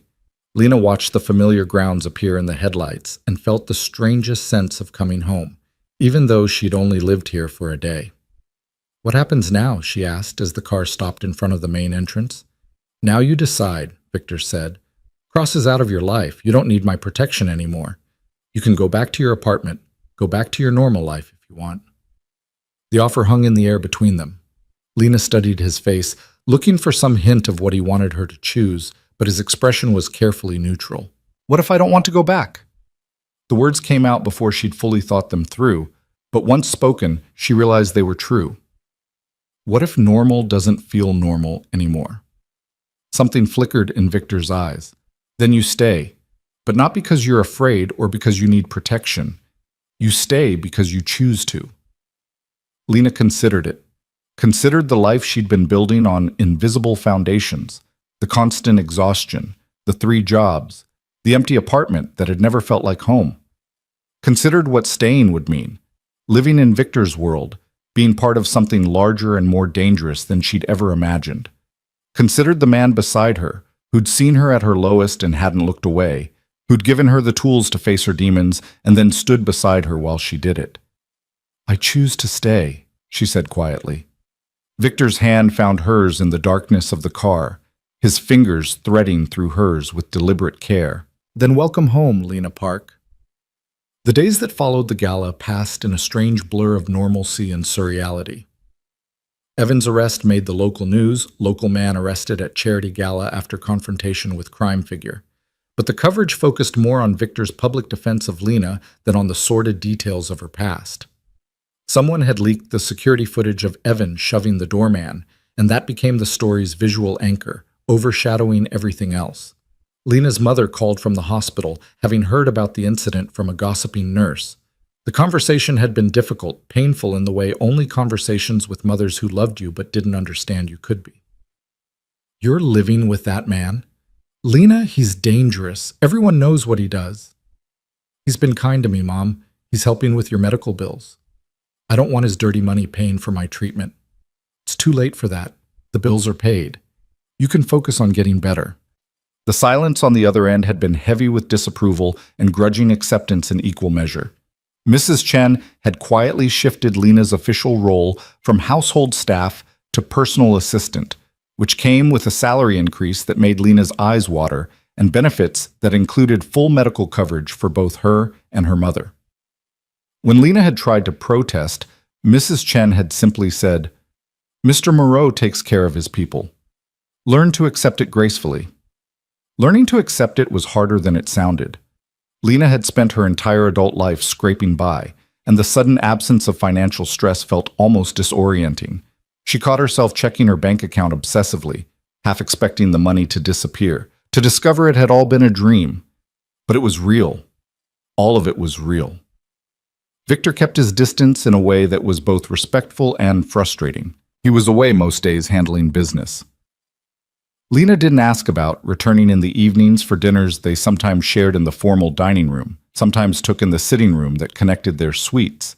They talked about safe things, books, current events, her mother's improving health.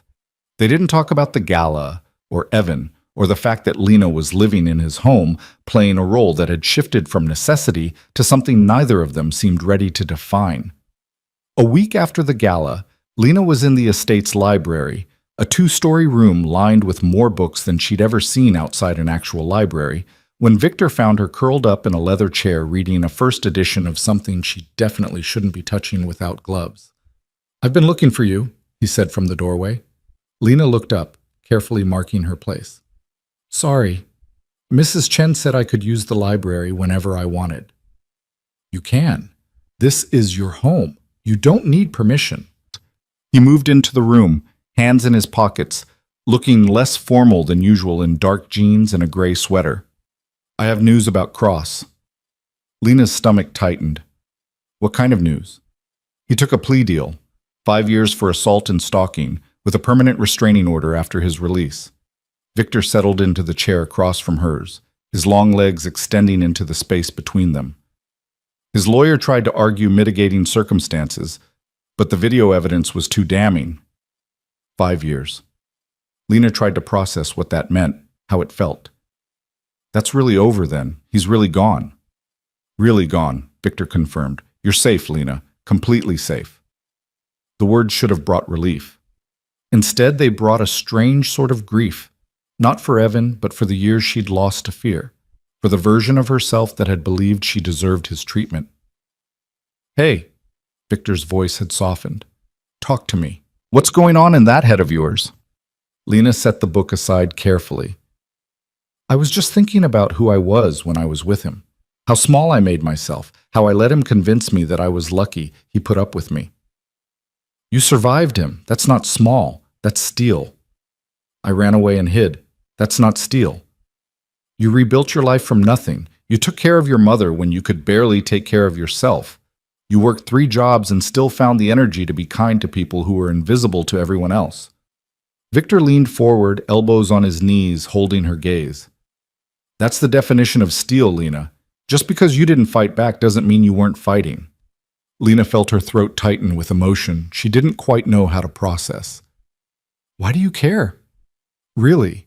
You could have just had Marcus deal with Evan quietly. You didn't need to get personally involved." Victor was quiet for a long moment, and Lena watched him choose his words with the same care he probably used when negotiating deals worth millions.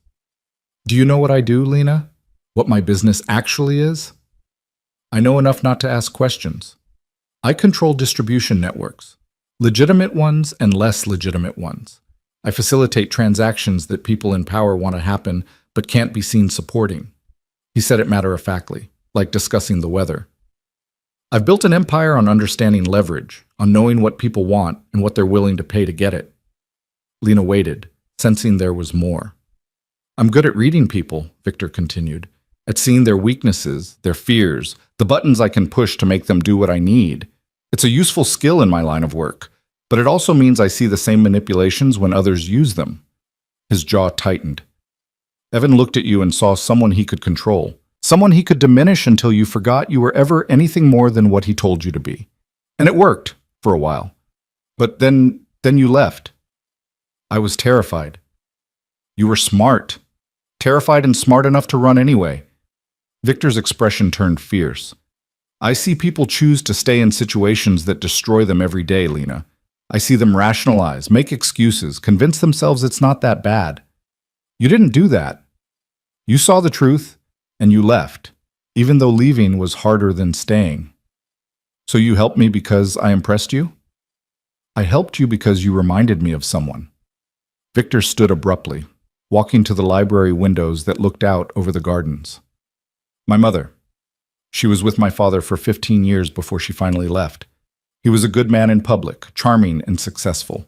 In private, he was something else." Lena's breath caught. Victor never talked about his family, never referenced his past.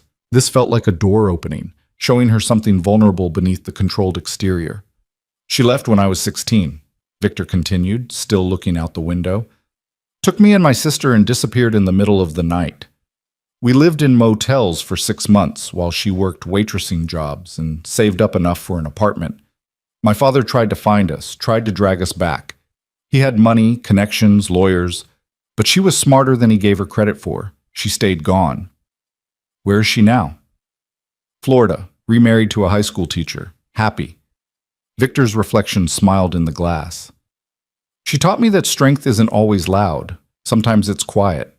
Sometimes it's just the ability to wake up every morning and keep going when everything in you wants to give up. Lena stood, crossing the space between them until she was close enough to see the tension in his shoulders. I'm not your mother, Victor. You don't have to save me to save her. He turned to face her, and the rawness in his expression made her chest ache. I know that. But when I saw you that night, covered in sugar and apologizing for existing, I saw someone who'd forgotten how to take up space. And when I found out about Cross, about what he'd done to you, I couldn't... He stopped, jaw working. Couldn't what? I couldn't stand the idea of him winning, of you spending the rest of your life looking over your shoulder, making yourself small, believing you deserved less than everything. His hand came up, cupping her face with a gentleness that seemed at odds with everything she knew about him. You deserve everything, Lena. And I wanted to be the one who made sure you got it. Lena's heart was hammering so hard she could hear it in her ears. They were standing too close, close enough that she could feel the heat radiating from his body, could count the flecks of silver in his gray eyes. What if I don't know what I deserve anymore? She whispered. Then I'll remind you every day until you believe it. His thumb brushed her cheekbone, and Lena felt the touch like electricity racing down her spine. You deserve safety, respect, someone who sees you as an equal, not a possession, someone who asks instead of demands. Someone like you? I'm not a good man, Lena. I've done things that would horrify you if you knew the details. You're a better man than you think you are. Lena's hand came up to cover his, pressing it more firmly against her face. A bad man wouldn't have paid my mother's medical bills, wouldn't have given me a job and a home and protection without asking for anything in return. I'm asking for something now. Victor's voice had dropped to something rough, almost pained. What? Permission to kiss you, because I've wanted to since the moment you looked up at me with sugar on your hands and negotiated instead of apologized, and if I don't kiss you soon, I'm going to lose what's left of my mind. Lena's breath left her in a rush. She should be cautious, should think about power dynamics in complicated situations, and all the ways this could end badly.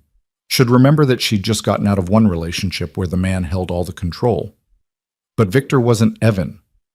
Victor asked instead of taking. Victor saw her as a person instead of a possession. Victor had given her back pieces of herself she'd thought were lost forever. Yes, she said simply. Victor's control snapped like a breaking wire.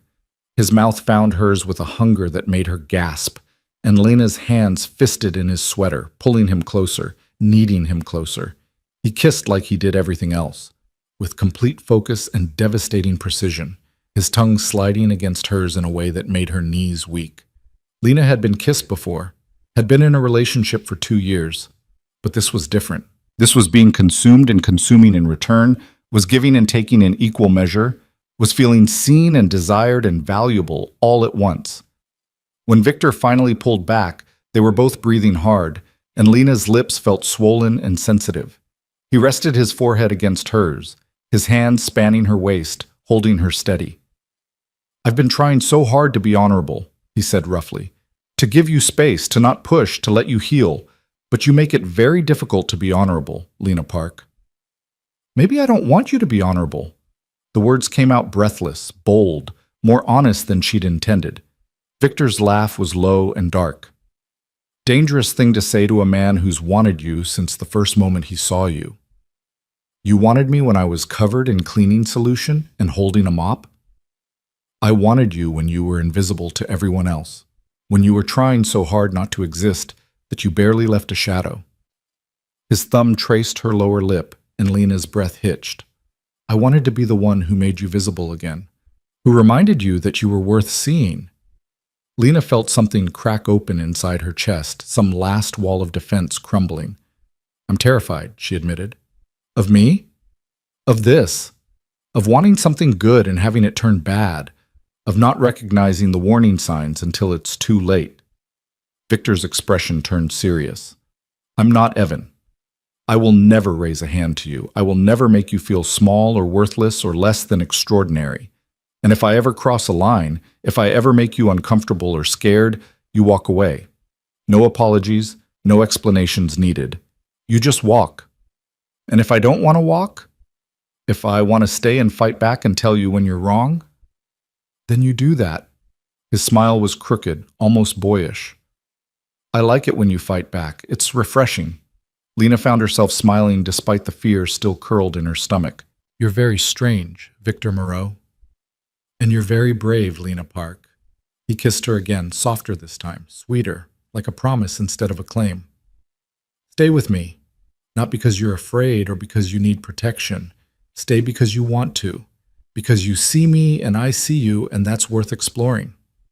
Lena thought about it, about the life she could have if she walked away now, safe, simple, normal, about the life she could have if she stayed, complicated, dangerous, extraordinary, about the man in front of her who'd seen her at her worst and hadn't looked away.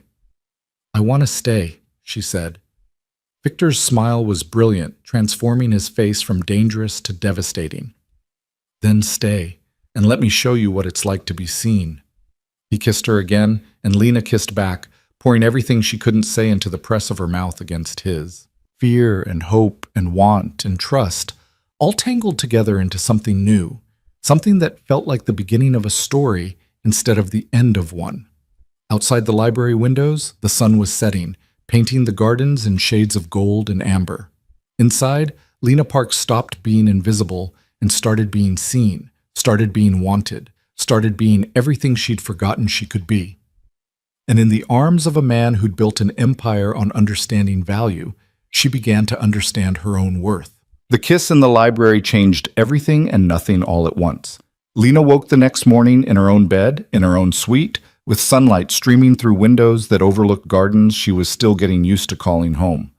But the memory of Victor's mouth on hers, the way he'd held her like she was something precious and powerful at the same time, sat in her chest like a warm stone. She touched her lips, remembering, and felt heat climb her neck. A knock at the connecting door made her jump. "Lena, are you awake?" Victor's voice, rough with morning, did things to her nervous system that probably weren't appropriate before coffee. "I'm awake," she called back, suddenly aware that she was wearing an oversized t-shirt and nothing else, her hair probably a disaster. "Give me 5 minutes? Take your time. I'll be in the sitting room." Lena scrambled out of bed, washing her face and brushing her teeth with record speed. She pulled on jeans and a sweater, ran a brush through her hair, and tried not to look like someone who'd spent half the night replaying a kiss instead of sleeping. She found Victor in the sitting room that connected their suites, already dressed in dark slacks and a navy shirt, reading something on his tablet while coffee steamed from the cup at his elbow. He looked up when she entered, and the smile that crossed his face was soft and private, meant only for her. "Good morning," he said. "Morning." Lena felt suddenly shy, unsure how to navigate this new territory between them. Were they dating now? In a relationship? Or had last night been a moment of weakness they'd both pretend hadn't happened? Victor set down his tablet and patted the space beside him on the couch. "Come here." Lena crossed to him, settling into the spot he'd indicated, hyper-aware of the warmth of his body next to hers. He handed her his coffee cup without a word, and she took it gratefully, needing something to do with her hands. "I have a question," Victor said after she'd taken a sip, "and I need you to answer honestly." Lena's stomach clenched. "Okay. Do you regret last night?" The question was direct, like everything about him, cutting through her anxiety to the heart of what mattered. Lena thought about lying, about protecting herself with distance and denial. But Victor had asked for honesty, and she owed him that.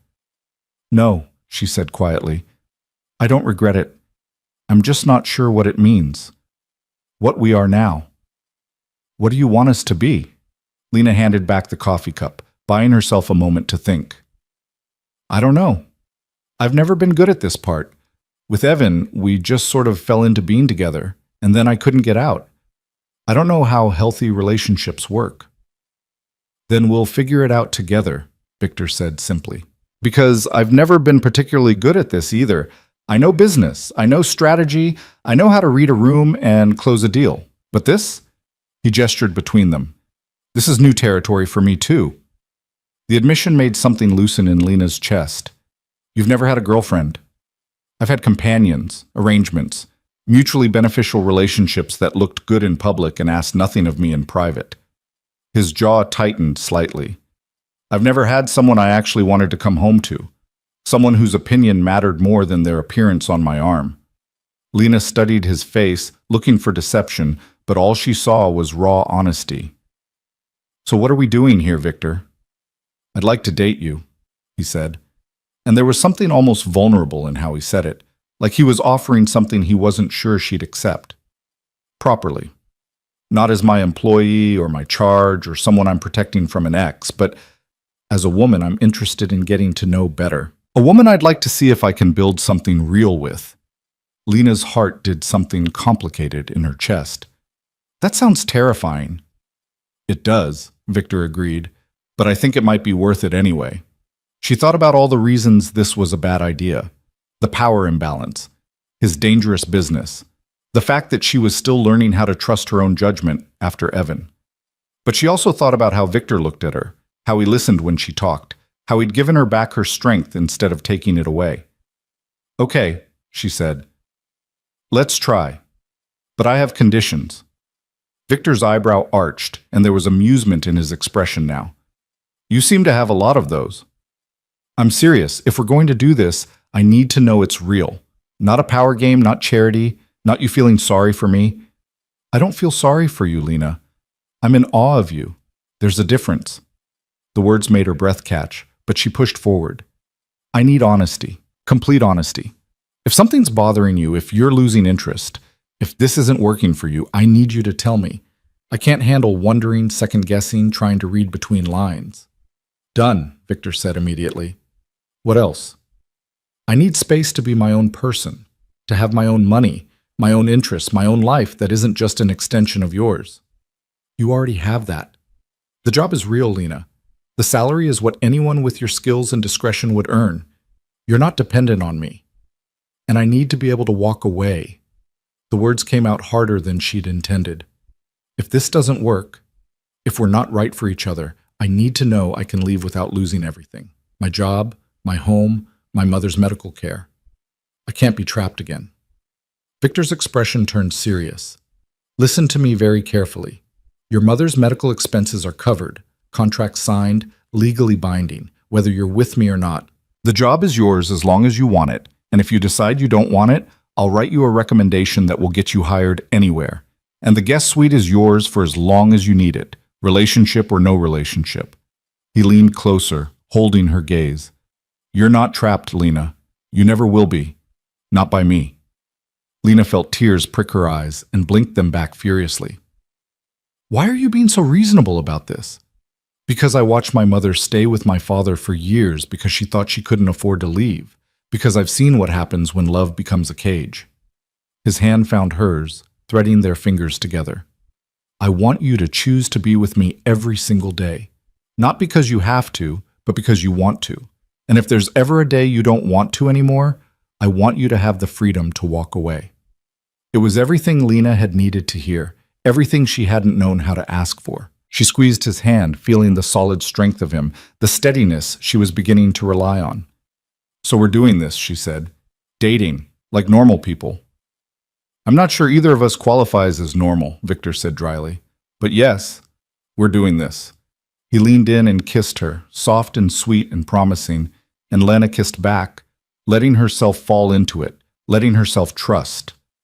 When they broke apart, Victor's phone was buzzing insistently on the table. He glanced at it and sighed. Marcus, I have to take this. Go. Lena said. I should check on my mother anyway. She left him talking in low tones about shipments and territories, things she didn't understand and wasn't sure she wanted to. In her suite, she called the hospital and spent 20 minutes talking to her mother, who was having a good day, who sounded stronger than she had in weeks. The new treatment is working, her mother said, and there was wonder in her voice. Doctor, Shaw says if it keeps working like this, I might be able to come home in a few months. Home. Lena didn't know where that was anymore. The apartment she'd been renting was long gone. The lease expired, her few possessions in storage. Home was this estate, these rooms, this strange new life she was building. That's wonderful, Mom, Lena said, meaning it. We'll figure out the logistics when the time comes. After hanging up, Lena found herself restless, unable to settle. She wandered through the estate, still learning its geography, still surprised by the sheer size of it.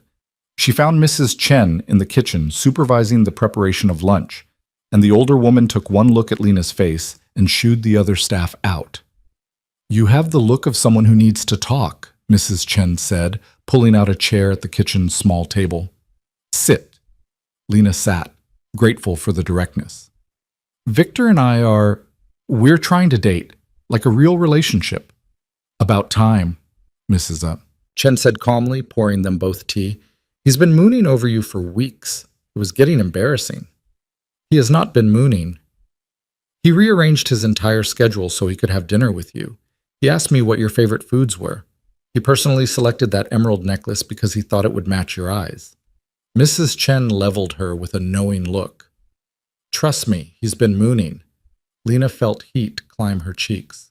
I'm terrified I'm going to screw this up. You probably will. He probably will too. That's what relationships are. Two people screwing up and figuring out how to fix it together. Mrs. Chen sipped her tea thoughtfully. But I'll tell you something about Mr. Moreau. I've worked for him for 10 years. I've seen him with dozens of women, and none of them lasted more than a few months because none of them were real to him. They were decorations, arm candy, business arrangements. And I'm different? You're the first one he's introduced to his mother. Lena's teacup froze halfway to her mouth. What? He called her yesterday, told her about you. She's flying in next week to meet you. Mrs. Chen's smile was slight but genuine. He's never done that before. Not once in the 10 years I've known him. The information settled over Lena like a weighted blanket, comforting and terrifying all at once. Meeting his mother felt huge, significant, like a declaration of intent that Lena wasn't sure she was ready for. I'm going to mess this up, she said quietly. I'm going to say something wrong, or be too nervous, or you're going to be yourself, which is exactly what Mr. Moreau wants. Mrs. Chen reached across the table and squeezed Lena's hand. Stop trying to be what you think people want. Just be who you are. That's been enough so far, hasn't it? Lena thought about Victor asking to kiss her, about the way he looked at her like she was solving equations he'd been trying to work out for years. I guess it has. Then trust it. Trust him. And trust yourself. Mrs. Chen stood, smoothing her apron. Now, since you're going to be around more permanently, we should discuss your role in the household. The personal assistant title was a polite fiction. What do you actually want to do with your time? It was a good question. Lena had been so focused on survival for so long that she'd never thought about what came after. I'd like to go back to school, she heard herself say. Finish my degree. Maybe study business management. Then that's what you'll do. I'll have the arrangements made. Mrs. Chen said it like it was simple, like dreams could just materialize with the right resources. Maybe they could. Maybe that was what having money and support actually meant. Not just survival, but the ability to build something beyond it. The week leading up to meeting Victor's mother passed in a blur of normalcy that felt surreal. They had dinner together every night, sometimes in the dining room, sometimes in the sitting room between their suites, talking about everything and nothing. Victor told her about his business, the legitimate parts and some of the less legitimate parts, testing her reaction, seeing if the truth would send her running. Lena didn't run. She asked questions instead, trying to understand the moral gray areas he operated in, the way he justified his choices. I'm not a good person, Victor said one night over wine in the sitting room. I've done things that keep me up at night. I've hurt people who probably deserved it, and a few who probably didn't. But you pay for children's medical care? Lena pointed out. You donate millions to charity. You employ people who wouldn't get jobs anywhere else because of their records. That's not nothing. It's penance, Victor said quietly, trying to balance the scales. I'm not sure it works that way. I don't think goodness is a math problem, Lena said. I think it's just choosing to do better when you can. Victor had looked at her for a long moment, something raw and grateful in his expression, before pulling her into a kiss that had turned heated enough that they'd migrated to his bedroom for the first time. Afterward, tangled in sheets that probably cost more than Lena's first car, Victor had traced patterns on her bare shoulder and asked, "Are you okay? We can slow down if this is too fast." But Lena felt safer than she had in years, wrapped in his arms, desired without being diminished. "I'm okay. Better than okay." "Good," Victor had murmured against her hair. "Because I'm not sure I could let you go now, even if I wanted to." The possessiveness in his voice should have triggered warning bells. Instead, it felt like security, like being chosen and valued and kept safe. Victor's mother arrived on a Thursday afternoon in a car service from the airport, and Lena watched from the window as a small, elegant woman with silver-streaked dark hair emerged, looking up at the estate with an expression Lena couldn't read. "She's going to hate me," Lena said, wringing her hands. Victor came up behind her, wrapping his arms around her waist and resting his chin on her shoulder. "She's going to love you. Trust me." "How can you possibly know that?" "Because I told her about you, about what you survived, about how you left when staying would have been easier." His arms tightened around her. "My mother appreciates strength. You have it in spades." Lena took a deep breath and turned in his arms, reaching up to straighten his collar, even though it didn't need straightening. "Okay, let's do this." Elena Moreau was smaller than Lena had expected, barely 5'3", but she radiated the kind of presence that had nothing to do with physical size. She swept into the entrance hall, hugged Victor tightly enough to make him grunt, then turned to Lena with dark eyes that missed nothing. "So you're the one who finally caught my son's attention," Elena said, her accent faintly Spanish, softened by years in America. "Let me look at you." Lena stood still while Elena studied her, feeling like she was being assessed and categorized and judged all at once. Then Elena smiled, warm and genuine, and pulled Lena into a hug that smelled like lavender and vanilla. "Welcome to the family, mija," Elena said. "Victor has told me so much about you." "All good things, I hope," Lena managed. "Mostly true things, which is better." Elena released her and linked their arms together. "Now, show me around this ridiculous house my son bought. I want to see what he's done with all that money he makes doing things I don't ask about." The afternoon passed in a way Lena hadn't expected. Elena was funny, sharp, and completely unimpressed by her son's wealth or power. She critiqued his decorating choices, asked Lena pointed questions about her intentions, and told embarrassing stories about Victor's childhood that made him groan and Lena laugh until her sides hurt. Over tea in the library, Elena turned serious, fixing Lena with a look that reminded her uncomfortably of Victor. "My son cares about you, more than I've seen him care about anyone. But he's also my son, which means he has his father's stubbornness and his father's temper." "Mom," Victor warned from his chair. Elena ignored him. "If he ever makes you feel small, if he ever makes you question your worth, you call me immediately. I didn't raise him to be his father, but sometimes patterns are inherited whether we want them or not." The concern in her voice, the fierce protectiveness, made Lena's throat tight. "Thank you, but Victor's been nothing but respectful, more than respectful." "Good, keep it that way." Elena turned to her son. "And you, don't mess this up. This one's special." "I know," Victor said quietly, his eyes on Lena. "Believe me, I know." That night, after Elena had retired to one of the guest rooms, Lena found Victor on the balcony off his bedroom, staring out at the city lights in the distance. "Your mother's wonderful," Lena said, sliding under his arm when he lifted it in invitation. "She liked you. That's high praise. She doesn't like most people." He pressed a kiss to her temple. "She also pulled me aside and threatened to castrate me if I hurt you." Lena laughed. "She did not." "She absolutely did." In very creative detail, Victor's arm tightened around her shoulders. "She's protective. She knows what it's like to love the wrong man." "Are you the wrong man for me?" Lena asked quietly. Victor was silent for a long moment. "I don't know. I'm trying very hard to be the right one. But I'm learning as I go, and I'm probably going to mess up."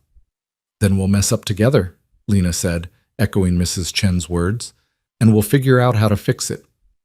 She felt Victor's smile against her hair. "When did you get so wise?" "I've always been wise. You just didn't notice because I was too busy being invisible." "Never again," Victor said fiercely. I see you, Lena Park. Every day, every moment. You're impossible to miss. They stood together in the cool evening air, and Lena felt something settle in her chest, something that felt like the beginning of trust, the foundation of something real. A month later, Lena started classes at the local university, studying business management with a minor in nonprofit administration. She commuted 3 days a week, did homework in the estate's library, and slowly built a life that was hers but also interwoven with Victor's. They fought occasionally, about her taking too many classes, about him working too late, about the appropriate level of security detail when she went grocery shopping. But they also learned how to fight fair, how to apologize, how to compromise. Lena met with a therapist Victor's mother recommended, working through the trauma Evan had left behind, learning to recognize the difference between control and care, between possession and partnership. And slowly, carefully, she began to believe that maybe she deserved good things, that maybe survival wasn't the ceiling but the floor, and there was room above it to build something beautiful. 3 months into their relationship, Lena woke one morning feeling off, nauseous in a way that had nothing to do with the dinner they'd eaten the night before. She made it to the bathroom just in time, and afterwards sat on the cool tile floor, her mind racing through possibilities. It couldn't be. They'd been careful. Mostly careful. There'd been that one night when careful had been the last thing on either of their minds, when want had overridden sense.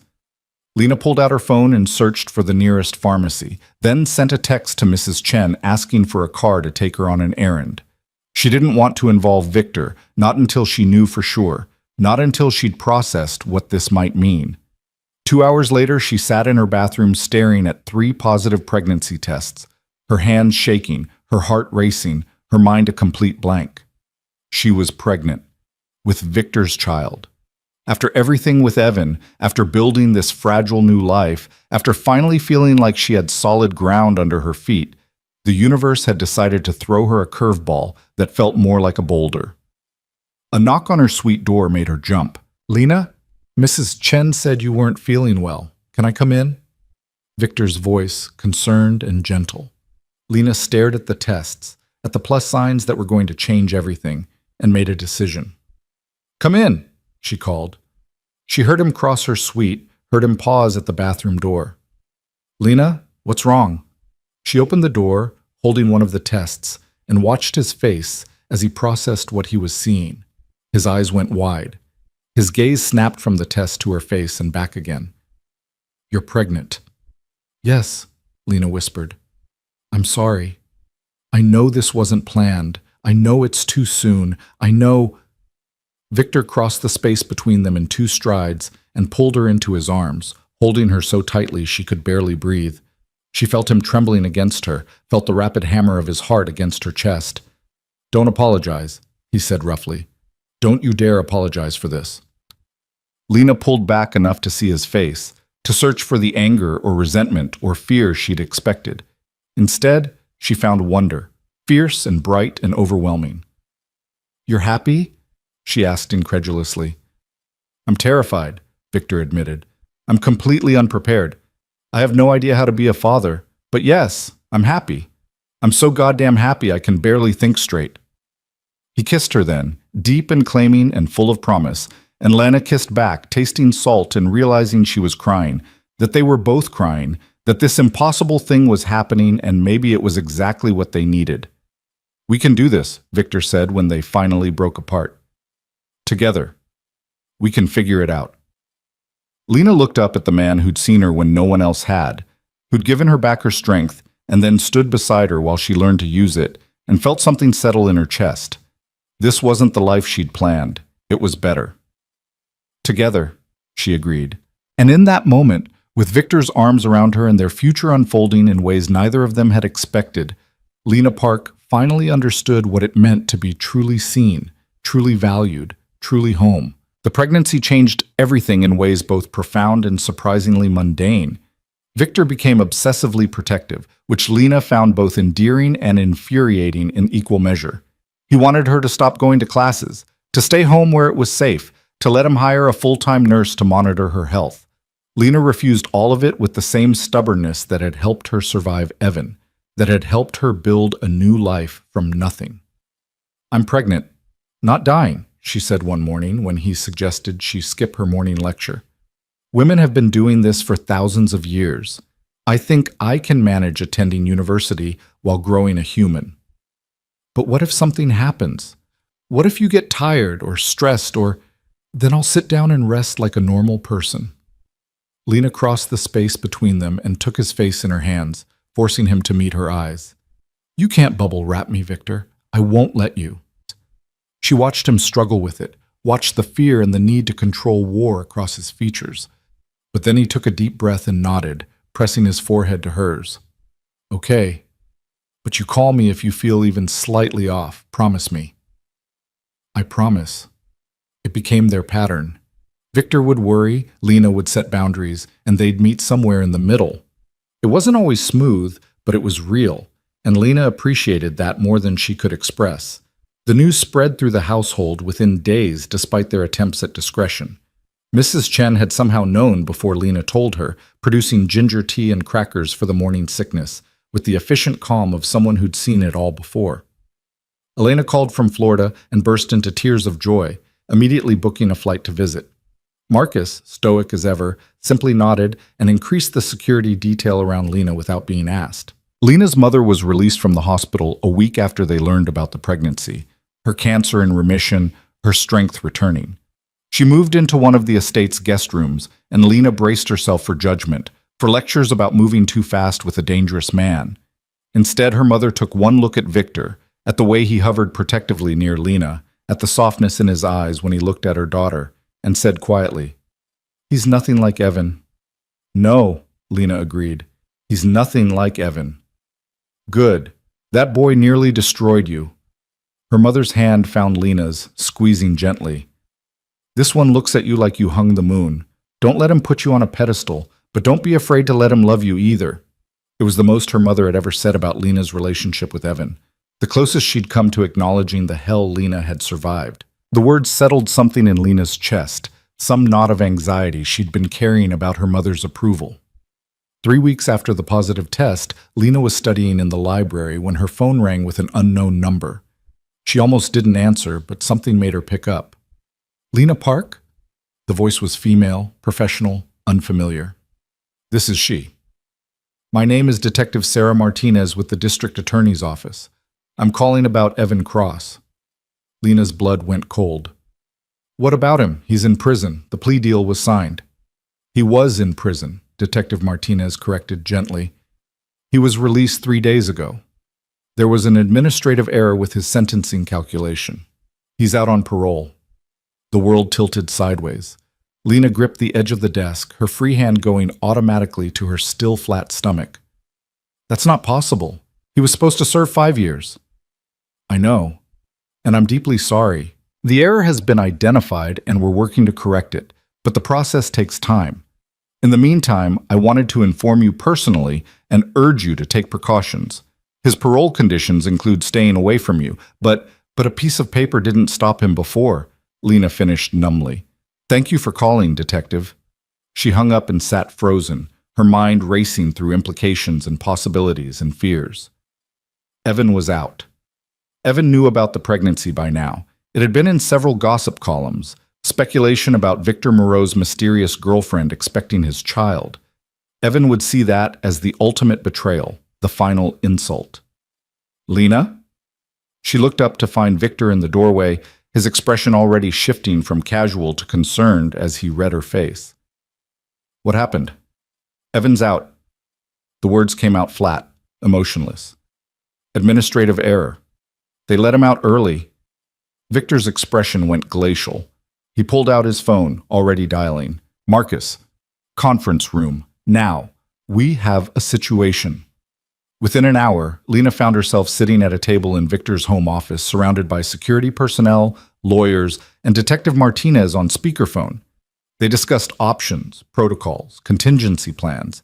Victor wanted Lena confined to the estate. The lawyers recommended filing for an emergency restraining order. Marcus suggested hiring additional security. Lena listened to them talk about her, around her, as though she were a problem to be solved rather than a person with agency.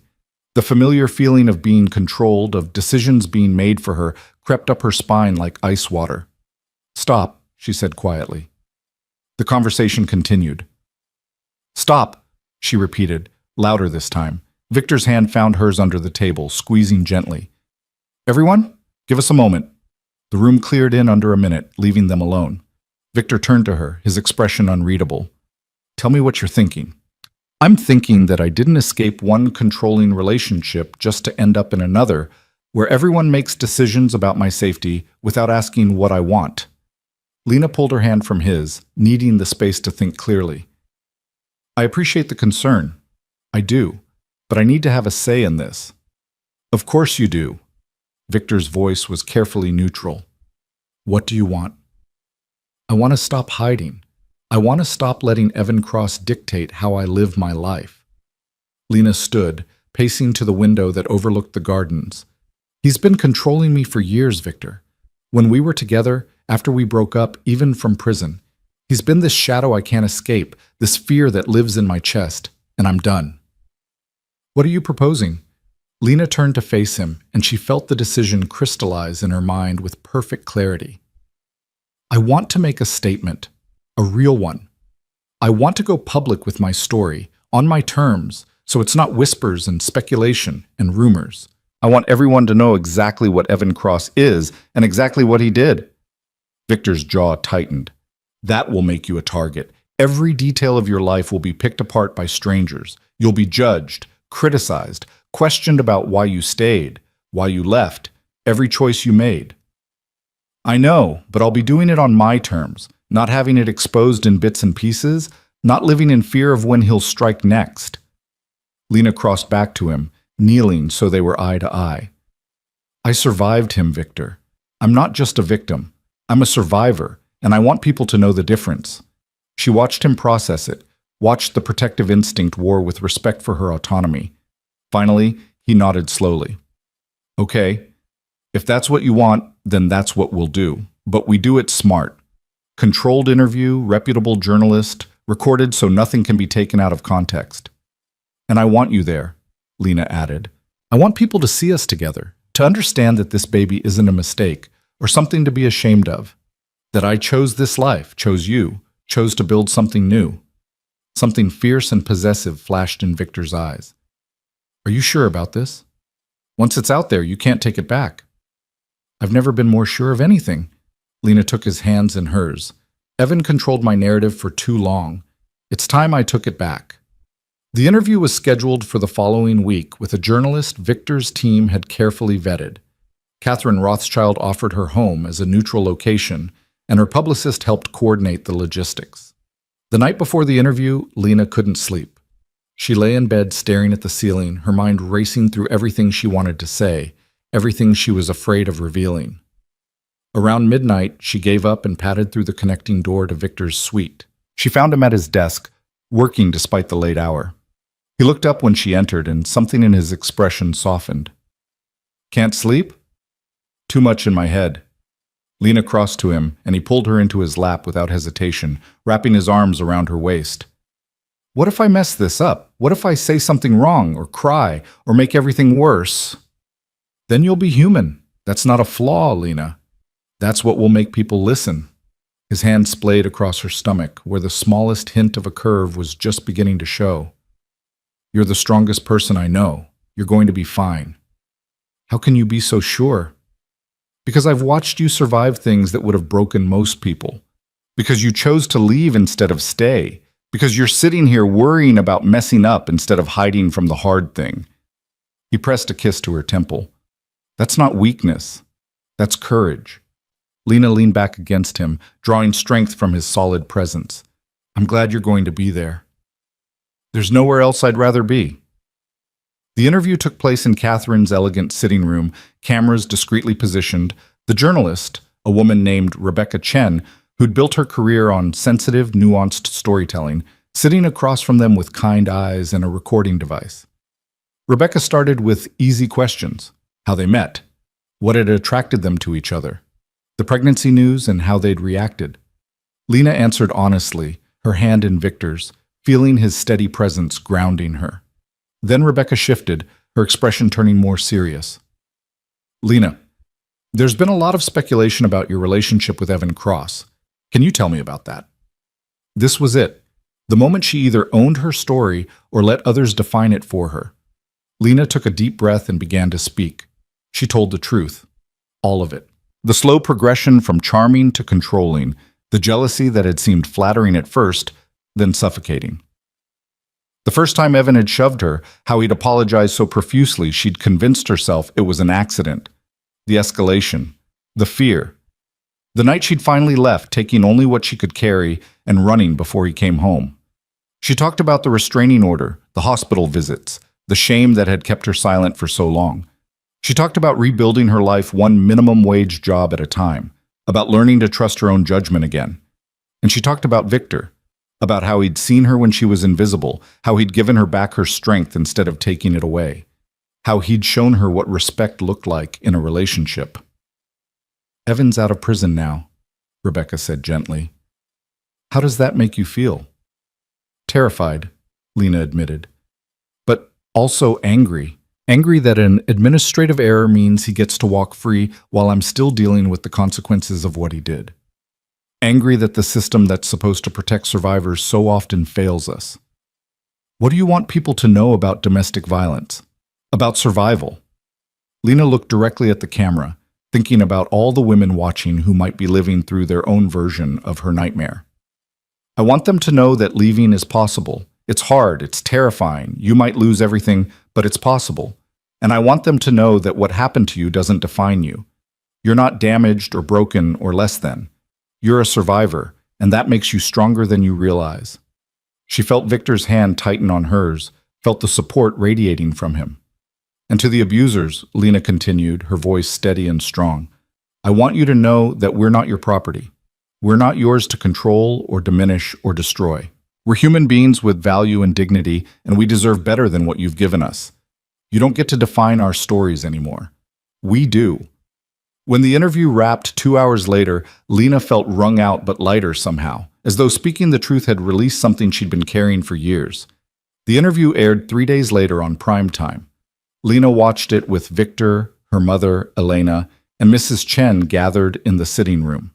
She barely recognized herself on screen, this poised, articulate woman talking about trauma with such clarity and strength. You did beautifully, her mother said, tears streaming down her face. I'm so proud of you, sweetheart. The response was immediate and overwhelming.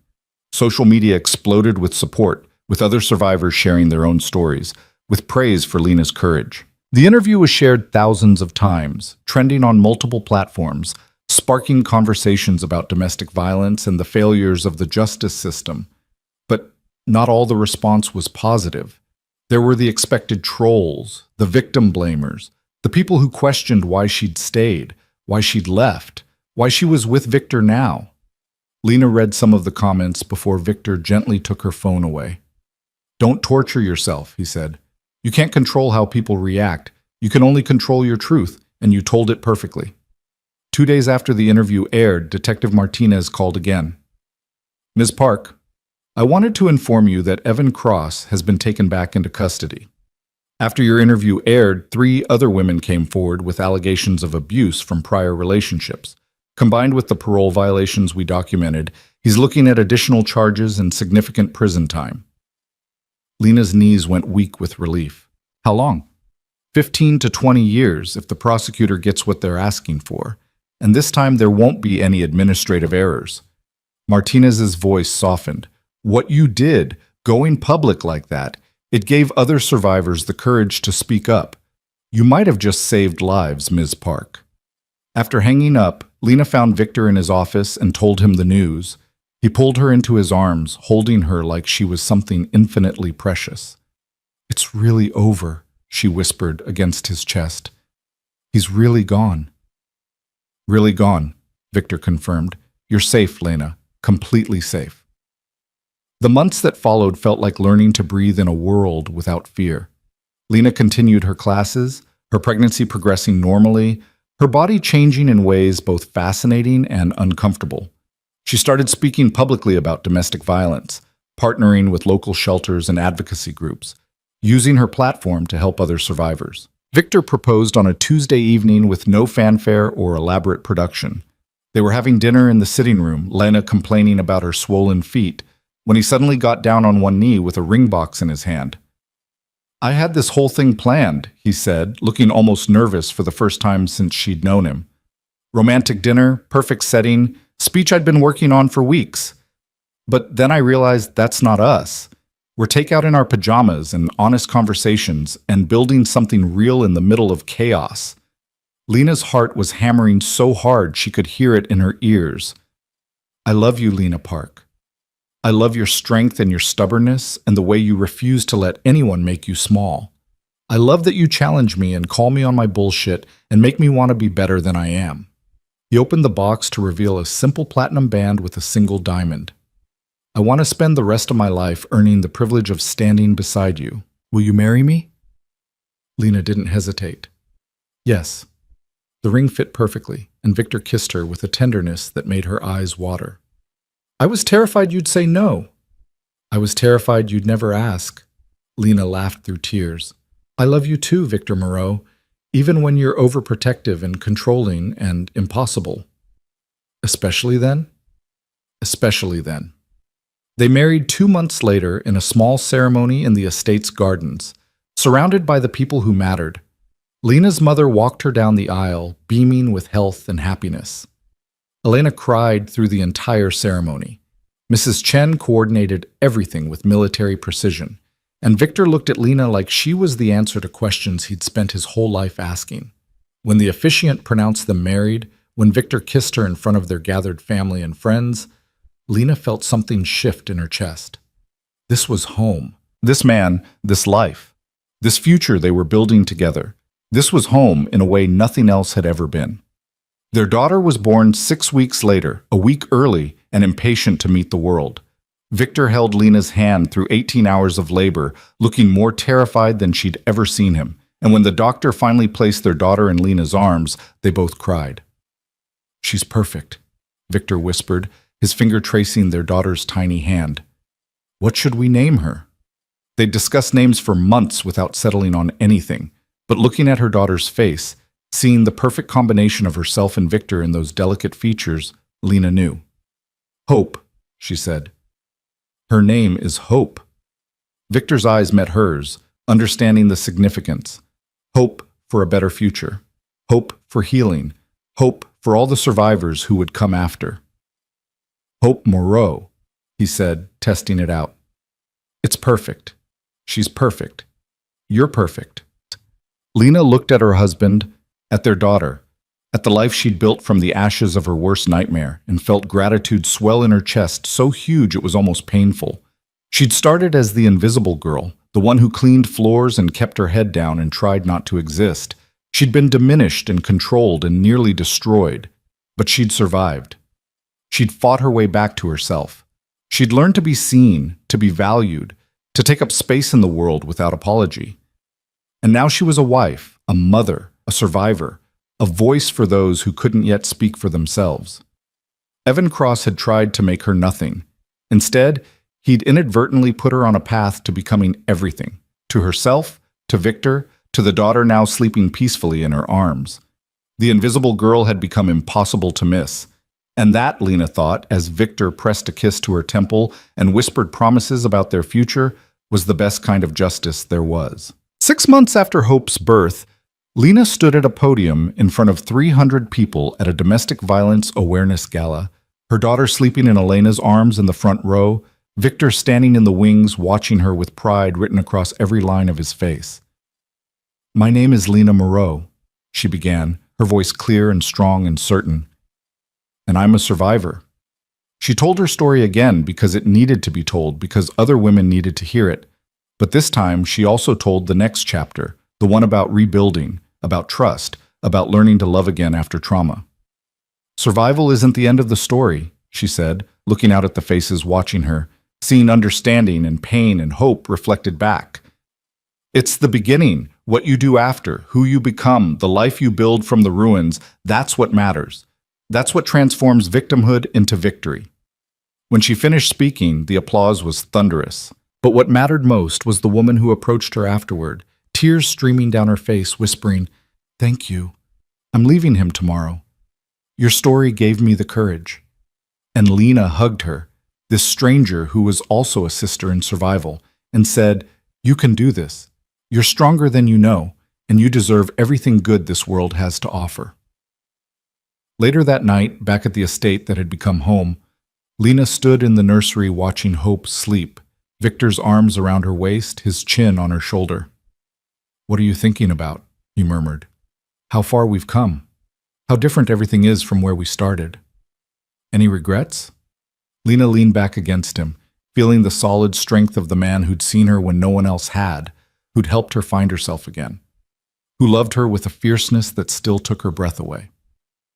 "Not a single one," she said, and in that moment, standing in the soft glow of the nursery nightlight, surrounded by the family they'd built and the life they'd created, Lena Moreau, finally understood what it meant to be completely, utterly, beautifully seen. The invisible girl was gone forever. In her place stood a woman who knew her worth, claimed her space, and refused to let anyone make her small ever again. And that woman, that survivor, that fighter, she was exactly who she was always meant to be. The end.